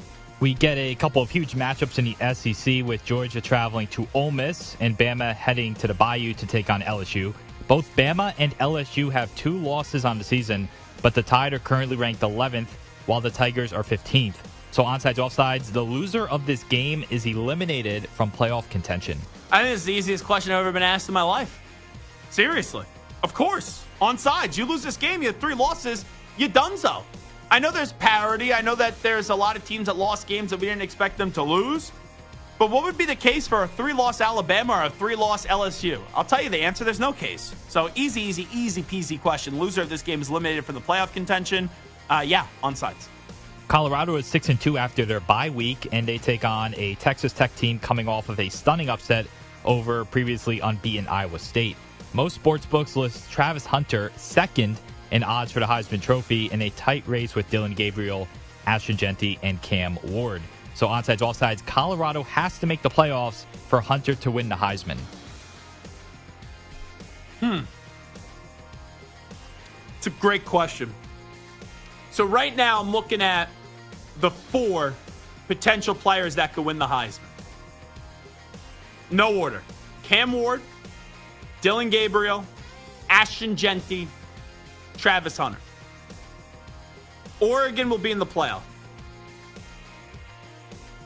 You then look at Cam Ward. He needs to make the playoff to win the Heisman. Like, his stats alone are ridiculous. But you don't make the playoff, I don't think you're to win the Heisman. And I know there's been other years, right? Jaden Daniels wasn't in the playoff. That was a 4-team. He won the Heisman. Caleb Williams didn't make the playoffs. 4-team. He won the Heisman. So it's possible. Now going to 12, it's tough to say you're the Heisman Trophy winner if you don't make a 12-team playoff. So I'm going like Genty. I think he'll be a finalist. Can he win it? Yeah, they got to go make the playoff, which they should. So, yeah, I'm going to say that Colin, he has the best chance. If you tell me there's a player that doesn't make the playoff, best chance to win it, I think it would be Travis Hunter. But with how close this is, if you don't make the playoff, I do think that's going to lean people to put other people in front of you. So all 4 of those guys have a case to be made to win it. If you miss the playoffs, I think that's going to take some votes away and will cost Travis Hunter the Heisman. And also, some people may also split votes naturally. Even more will go Hunter over Shedeur, but some will give some votes out to Shedeur in front of Travis Hunter. So Colorado has to make the playoffs for Hunter to win the Heisman. I'm going to go on sides on that. So Bovada, they released their updated odds for who's most likely to be the number 1 pick in the upcoming NFL draft. Now, surprisingly, Carson Beck leads the way at plus 350, with Shedeur Sanders next at plus 350, and then Quinn Ewers third at plus 500. Onsides, offsides, neither Beck nor Ewers will be top 10 picks.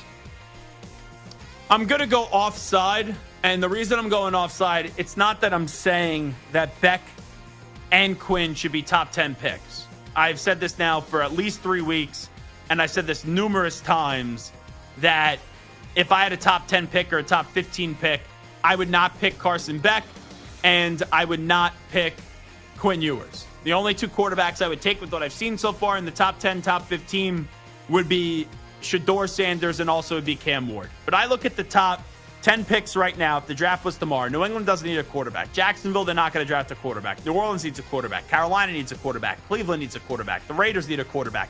The Giants need a quarterback. I don't think Miami would draft one. Titans need a quarterback. The Jets even could maybe use a quarterback. That's 7 out of the top 10 teams projected right now. So that tells me more than just 2 quarterbacks. If I think Shedeur and Cam Ward are the best, more than 2 will go in the top 10. So neither Beck nor Ewers will be top 10 picks. I will go offside. Offside. Now, Matt Leinart was one of the greatest college quarterbacks of all time, and now his 3-star quarterback son, Cole, has committed to... How many stars? 3-star. That's it? 3 stars. You're a Heisman Trophy winning quarterback, and your son's only a 3-star recruit? I'm surprised by that. Terrible. Absolutely terrible. So he's committed to SMU. Let's be clear. We're not saying the kid's terrible. We're having fun there. I don't want someone on a Friday, how dare you disparage Matt Leonard? I'm not at all. Continue, though. So the SMU Mustangs, they are currently 13th in the rankings, and they've had 6 straight winning seasons. Onsides, offsides, SMU can develop into a title-contending program. Offside. So they're in the ACC. It's like, look at what Miami's doing right now. Clemson was the standard for years. Now they're not going to get back into the playoff. I just think it's very tough where the ACC is. You're obviously going to get a spot in the playoff each and every year.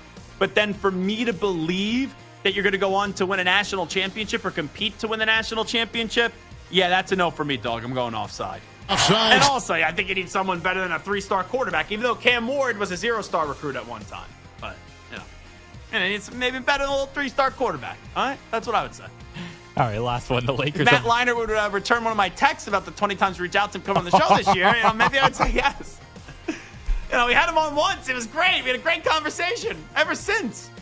You would think I'm like the worst person in the world. I kid you not. I think I've texted him like 40 times to try to get him on since then. I've called him. I texted him. I know one of his good friends. I've even dropped that name. Unless he just changed his number and I'm just texting someone random, it is Bueller whenever he sees Gelb. No response. Jeez. All right, last one. Let's go. All right, the Lakers, they've lost 2 straight and 4 of their last 5 as Anthony Davis sat out Wednesday with plantar fasciitis diagnosis. Davis is an early MVP candidate leading the NBA with 32.6 points and 11.6 rebounds per game. But Shams says that Davis has been dealing with this injury for months. So onsides, offsides, the Lakers should sit Davis for an extended period to keep him healthy for a playoff push. But I thought Anthony Davis, there was no health concerns because he was healthy last year. The Lakers aren't going to have a big playoff push anyway. But yeah, if the guy's not healthy, you got to sit him. You got to sit him down for a big stretch, especially this early in the season. So I would go onsides on that one. All right, a good show today. Big thanks to Samter. Big thanks to Stu. Big thanks to each and every one of you, in addition to our guest today, Solomon Wilcots, for joining us, and also the great Maggie Gray. I will be on The Fan in New York City tomorrow. If you want to listen on the free Odyssey app, 9 to 9:30 a.m. Eastern Time. And then on Sunday, or as they say in Philadelphia, on Sunday, I will be here on the Infinity Sports Network for Sunday Morning Football, 10 a.m. to noon Eastern. And then on Monday, we'll be all back together as one big happy family at 3 p.m. Eastern, noon Pacific, for another edition of the Zach Gelb Show. Enjoy the football, everybody. We'll talk on Monday, or maybe Saturday, or maybe Sunday, or maybe all the above. Whenever I talk to you next, it's going to be a pleasure. We appreciate it. We out. Bye-bye. Have a good weekend. Peace.